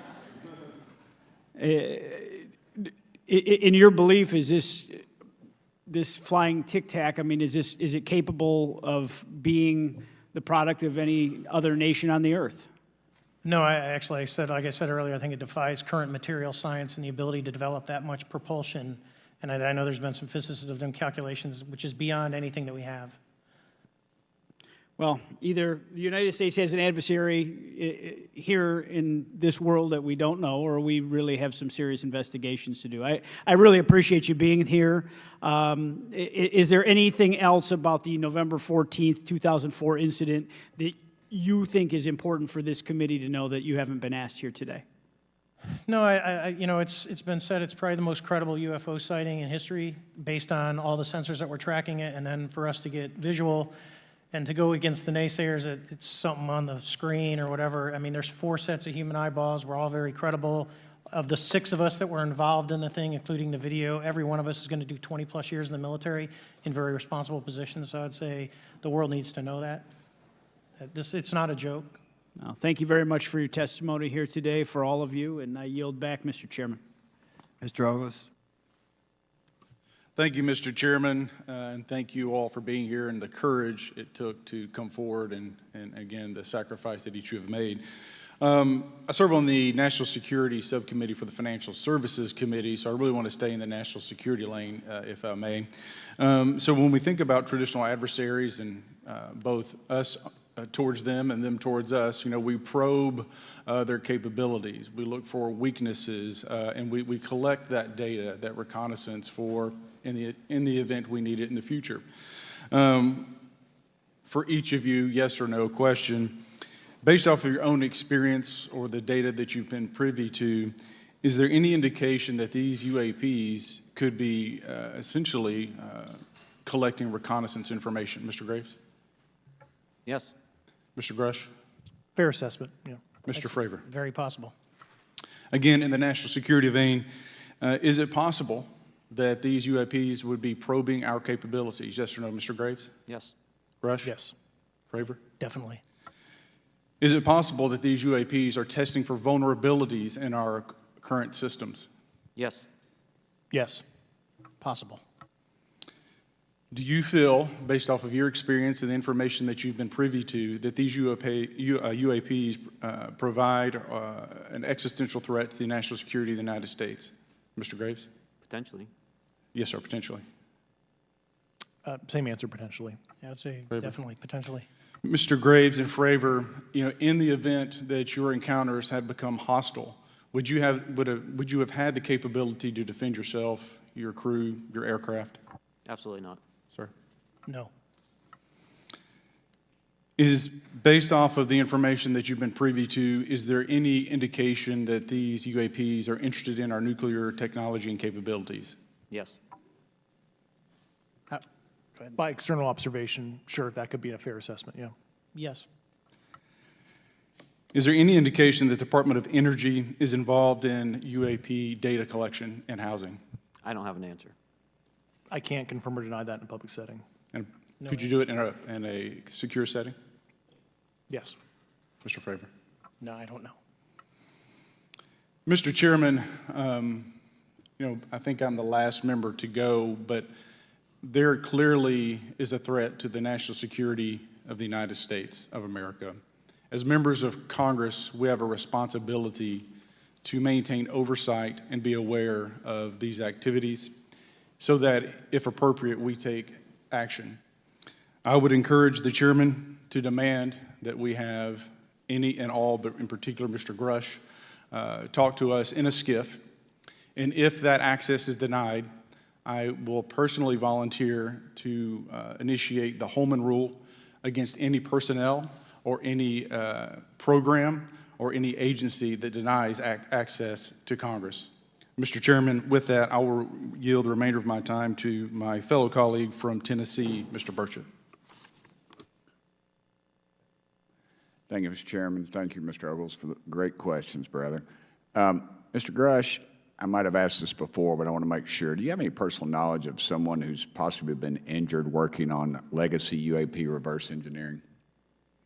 Yes. Okay. How were they injured?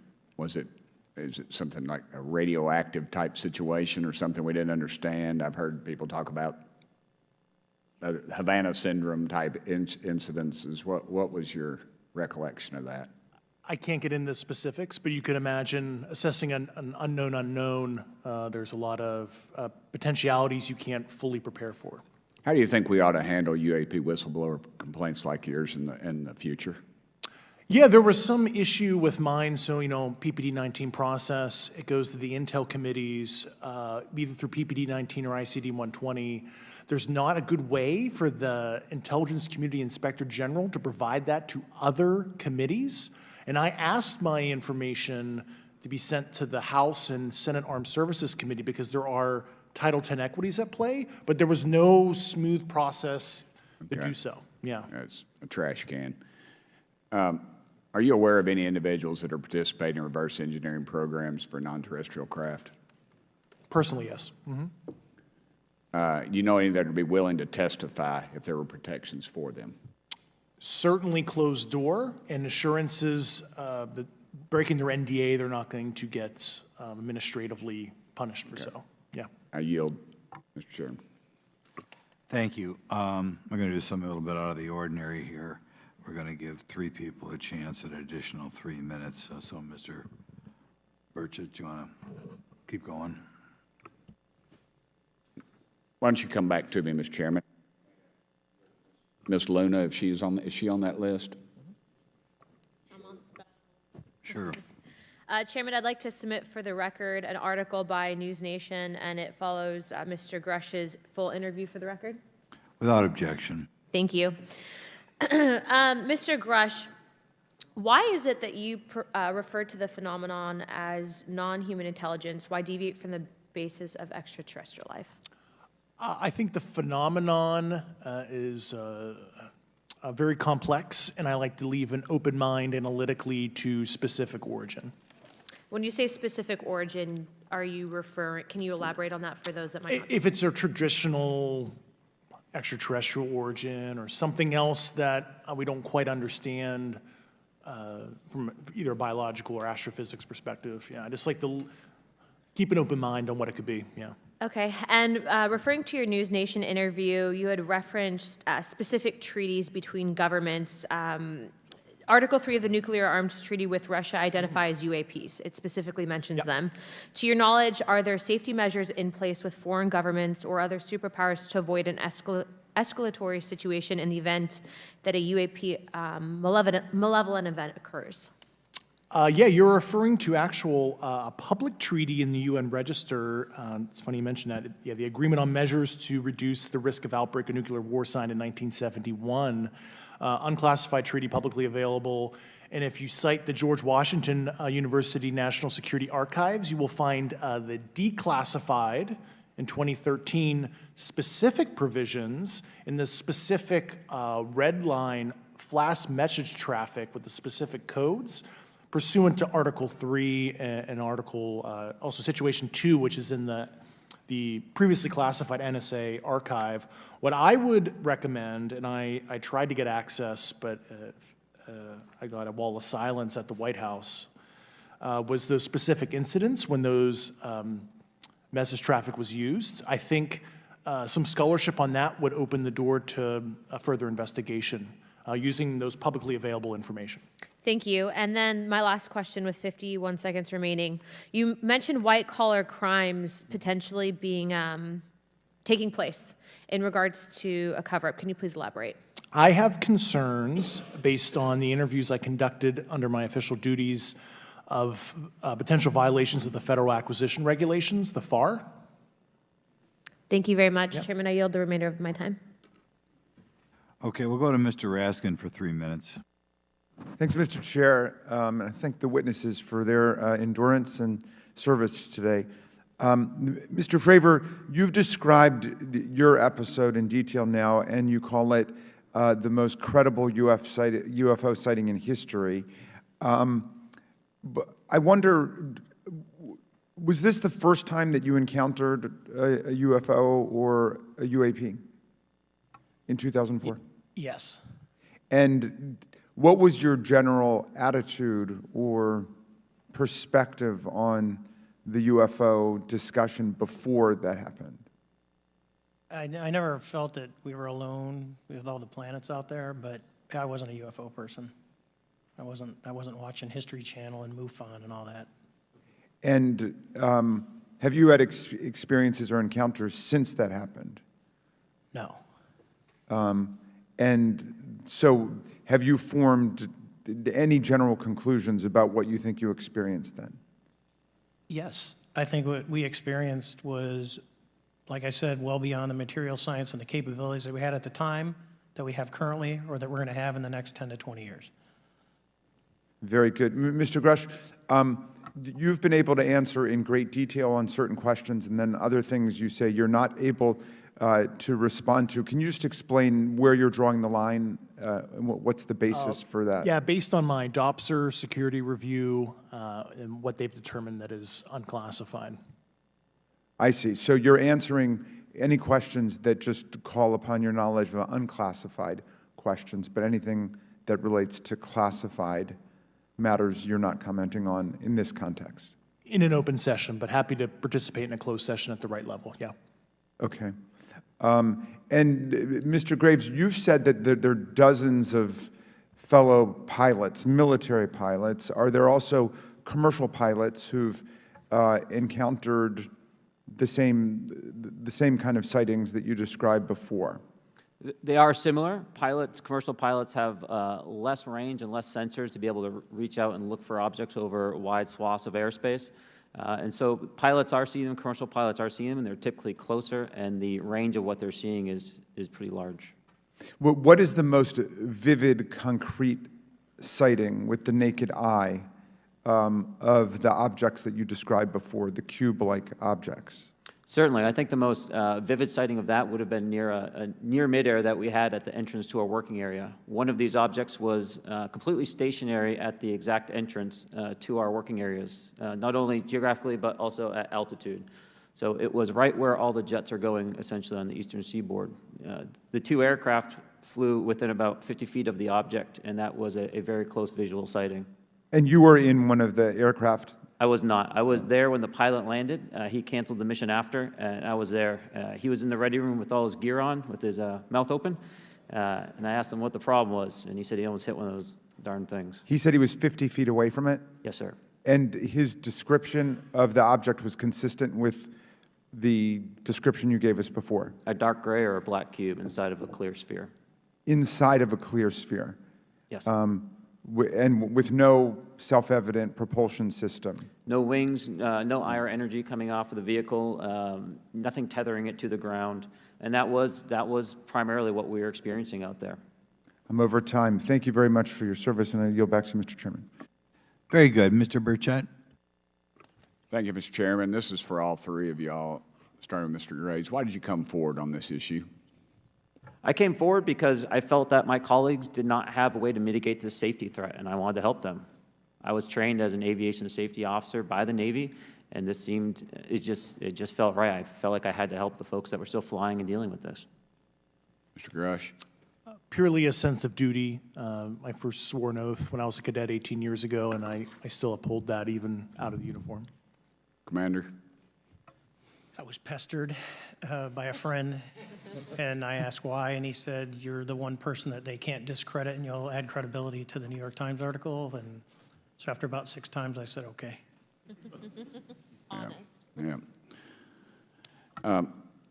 This town isn't made, unfortunately, by people like y'all. We thank y'all. And I do want to also thank the people in the audience and the people that are watching this that can't be, people all over the world that have kept this issue alive. You've endured criticism and derogatory remarks, and we're trying to get to the bottom of it. And so God bless y'all. Thank y'all so much. We really appreciate you guys and gals.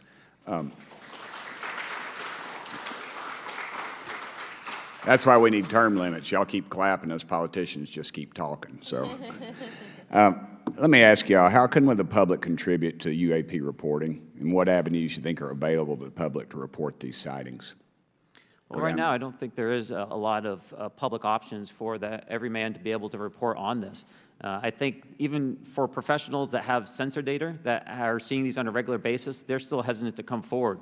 And so for the general public, I think encouraging the conversations that we're having today, looking for technology solutions that can be distributed so that objective data can be gathered is the first place to go. Mr. Grush? I'll just touch on the whistleblower side of it. I do encourage, current and former military, intelligence community, and industry contractors to come forward in a legal way, either through the IC or DoD or whatever the cognizant IGs are, to lead, join me in this discussion. Commander, and I guess I should say this for the record. My daddy was United States Marine Corps, 1st Marine Division, so. Hoorah. Yes, sir. He was old school, him and Chesty Puller on Peleliu, so thank you, wow. brother. Wow. Yes, sir. I'm not anything like my daddy. He was incredible. I'm very mediocre, to say the least, but go ahead. You seem to be doing fine. Yeah. For me, I was an accident investigator, so the biggest thing that you learn, and I think that witnesses need to do is, one, don't try and make the fish bigger than it was. Stick to the facts, write it down, and don't speculate what you think it is because it will sway your decision. Just write the facts down. We can get all the facts together and we can start to investigate and get a real honest story instead of it was this big. Thank you all, and I want to thank everybody. We made history today. Mr. Chairman, I yield. Thank you much, Mr. Garcia. Thank you. I know now we're going to be making some closing remarks, and so I just wanted to say a few things. First, to our witnesses, I want to thank all of you for being here with us today. I know that it takes a lot of courage. You're telling really important information to this committee, and I just want to thank you also for all three of you, your service to our country. I also want to just note that today's hearing was both important but also serious, and I want to thank our subcommittee chairman, Mr. Grothman, I think for running a very fair and substantive hearing. I do want to thank the committee staff on both sides for the amount of work that it took to put this hearing in place, and certainly to all the members that have been involved in this issue prior to the hearing. I also want to note for our witnesses and for the public that I'm a freshman member of Congress, and I've only been here for 7 months, but this is by far the most bipartisan conversation and discussion that I have seen happen in the Congress. And I think that a topic of this significance as it relates to our national security, as it relates to information that we're trying to gather for the American public, does bring people together, and I think that's been really great to see. I think it's also important to note for the public, today in our hearing, we had on our side also both our full ranking member, which is Mr. Raskin, and our vice ranking member, which is Ms. Ocasio-Cortez, both here at our hearing. I think it shows the importance and seriousness that our side of the aisle is taking to this important hearing, but also to the broader issue as it relates to working with our Republican counterparts on this committee. I want to additionally add that I think it's really important that we have and continue these discussions and these hearings. Clearly, there's a lot of information that we don't know, but it's also very clear that we have to continue our investigation and accountability on asking the right questions and ensuring that they're part of the public record. One thing that was important today is some folks might wonder, why are we asking questions that might already be out there or that have been asked before? It's important that they're asked and put into the public record as it relates to this committee. And so I want to thank you for, answering some questions multiple times. I know, not just in maybe meetings you had with some members, but also here in the public. Let me also just add an additional note that it's important also that our friends in the media and those that are not just reporting on this hearing, but that have reported on this topic and that may in the future, the media has an important role in this process. And it's very important that the media engages, does independent investigation, and reports on not just what happened today, but what they see independently as what is happening around UAPs in the broader community. That is also an important public benefit that we have in trying to get the information and the facts as it relates to this.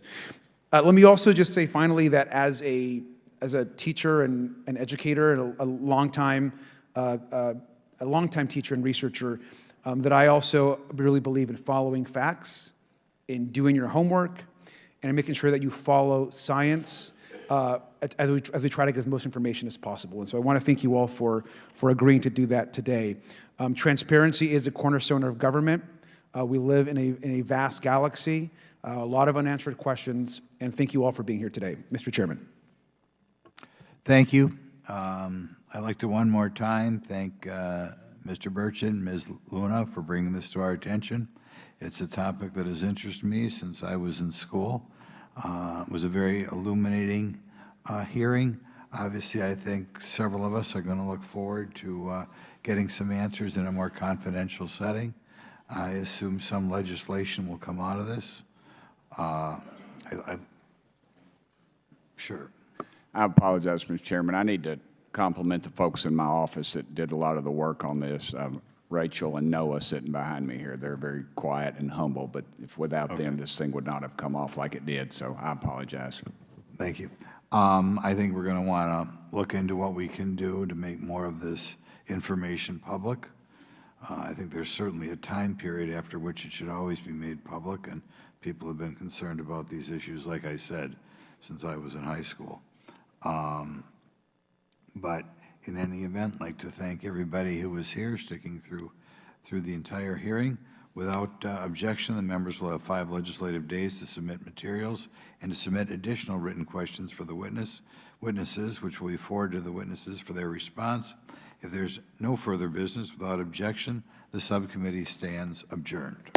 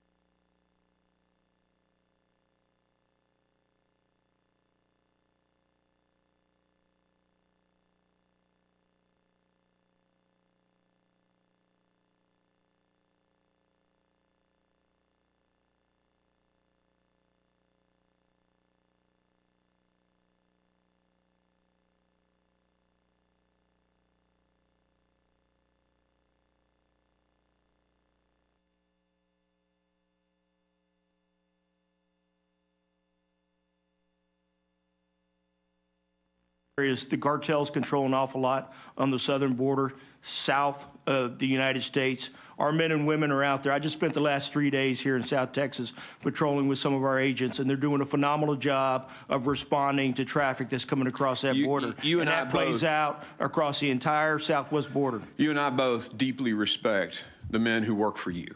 And I think they're doing yeoman's work. I've talked to sectors where they're pulling 90 hours a week. These guys are killing themselves. Literally 17 of them have committed suicide because they've been overwhelmed. Why is this huge surge here? What's the cause? What's the difference? You were here under the last administration, during COVID, all the excuses that have been given. So what changed? Several things have changed, I think, across the world, if you think about it this way. We've seen individuals from 159 countries already this fiscal year. So why do they feel suddenly, after January of 2021, that they can come here? I would think that we have what we call push and pull factors. Some of those push factors are certainly going to be economic conditions in their host countries. Those were there before, yes, Chief. Sir. I mean, they were there before. Hurricanes happened in Central America before. What changed? I think as you look at the U.S. and what we're experiencing now with the economic conditions that we have here, when you think about the health conditions that we have here, we're in much better position than most of the countries that we're dealing with just to ourselves. I would assert to you that all that was there before January 21. The COVID was there before 2021.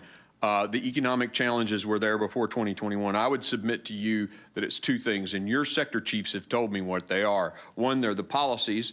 And those policies came from the promises the president made during his campaign. And two, the State Department has allowed the return agreements to expire. Not renegotiating those agreements has prevented ICE from being able to send people back. Is that not correct? I will tell you, our inability to repatriate individuals to certain countries is a tremendous challenge for us, and I would agree with that. On the administration. Thank you. I yield. I've taken a little extra time. My apologies to my colleagues. I'll now recognize Mr. Higgins for his comments and questions. Director Kagan, it's good to talk to you, sir. God bless you. I hope you and your family are well. I'm going to talk to you about China and Chinese nationals crossing the border and HSI's involvement regarding those individuals. It's noted that there's an increase in Chinese nationals apprehended at the southwest border, and we know that many of the precursors that are used to create fentanyl are made in China. A lot of fentanyl entering our country originates in China. And now we're seeing an increase in Chinese nationals being captured, which means there's an increase in Chinese nationals that are not being captured. It's been presented to me, it's been posited that the Chinese that are effectively evading law enforcement at the border and entering into our country recognize that over the course of the next couple of years, Republicans are going to take very aggressive actions to gain control, operational control of our border, and shut down this wide open trafficking that they're currently enjoying. So it's been posited to me that Chinese nationals that are crossing into our country include scientists that are coming into America to connect with established criminal networks to bring their laboratory, to build laboratories here. Are Chinese nationals, is HSI looking into this, are Chinese nationals entering America illegally to connect with established criminal networks and bring their laboratory capabilities here into the continental United States because they know the day is coming where we'll have a Republican president and we'll regain control of the border? Representative Higgins, thank you very much for the question. Good to see you as well. As it pertains to the human smuggling of Chinese nationals and the narcotic side of it, our investigations, as you know, we're an investigative agency, our investigations and intelligence show that those are two separate situations. We see when it comes to China, that's the beginning of the illicit supply chain of fentanyl. We know, we don't have the visibility that we need, of course, into China, but as an investigative agency, we have the visibility of precursor chemicals as they leave Chinese ports to venture across the water into Mexico. Eventually, those precursors will end up in Mexican labs where the actual pills are produced. That's what HSI does. That's where we are strong, and that's where we're critical to this entire supply chain, which is attacking the supply chain at those critical nodes. We can stop the container ships full. I mean, we're talking container ships. We've seized, I believe it's a little bit over 3.3 million pounds of precursor chemicals coming from China entering into Mexico. When those precursors enter into Mexico, what we do is try to stop them from getting into the labs in Mexico where it's synthesized, right? That's where the drugs are produced. That's where the cartels are producing it. We utilize our transnational criminal investigative units, which we have a very robust and strong criminal investigative unit in Mexico. Mexican prosecutors, Mexican officials working with us. As I've said multiple times in open hearings, they're working on behalf of the American people. So what we utilize is their efforts, intelligence community and our efforts, in order to stop these drugs from coming into the United States and push our borders out to try to alleviate the pressure on our DHS partners and friends so they're not feeling so much of the fentanyl coming in. But to answer your question, we do not see the link, investigatively or intelligence right now, of the human smuggling aspect as it pertains to the fentanyl coming in from China. We'll talk further about that in person. Mr. Chairman, I don't see a clock. How much time? Right here. All right, Chief, it's good to see you again, sir. God bless you. Hope you and your family are well. These are difficult times that we face to enforce the laws of our land, as we've sworn an oath to do so. And you're at the point of that spear, and to a great deal, you're held responsible. And I think you're a responsible man. I would like to, in my remaining no time, just answer this question regarding commands that are coming down from Secretary Mayorkas. It's come to our attention that many commands that ultimately arrive at the field level don't have much of a paper trail. They've been communicated verbally. You could speak to that, and how does that relate to our aerostat techs? Why are the aerostats down? That's a DOD cooperative operation. They worked. Why are they down? I was told in January they were being pulled down for the first quarter. I'll give you a real quick 30 seconds, Chief, to answer that. Sorry. Thank you, Chairman, and good to see you again, Mr. Higgins. I will tell you that with respect to the chain of command, both ICE, myself, and our DHS partners meet quite regularly with the department, more specifically with the Secretary. We have constant conversations and dialogue about ongoing operations, and certainly he's made multiple trips down to the southwest border. So I do appreciate the level of support I get from both our Commissioner, Troy Miller, and Secretary Mayorkas with respect to some of my requests on capacity building and making adjustments to our operations in the field. With respect to the aerostats, that's a very expensive program, $4.6 million for each one of those aerostats. We have 4 of them deployed here in South Texas. They're doing a phenomenal job. We are looking at alternatives to be able to use similar like technology that may be less expensive, and then we're going to try and do everything we can to incorporate that into our normal operations. Thank you. Thank you. I'll now recognize Vice Chair Guest from Mississippi. Thank you, Mr. Chairman. To both of our gentlemen, thank you for being here.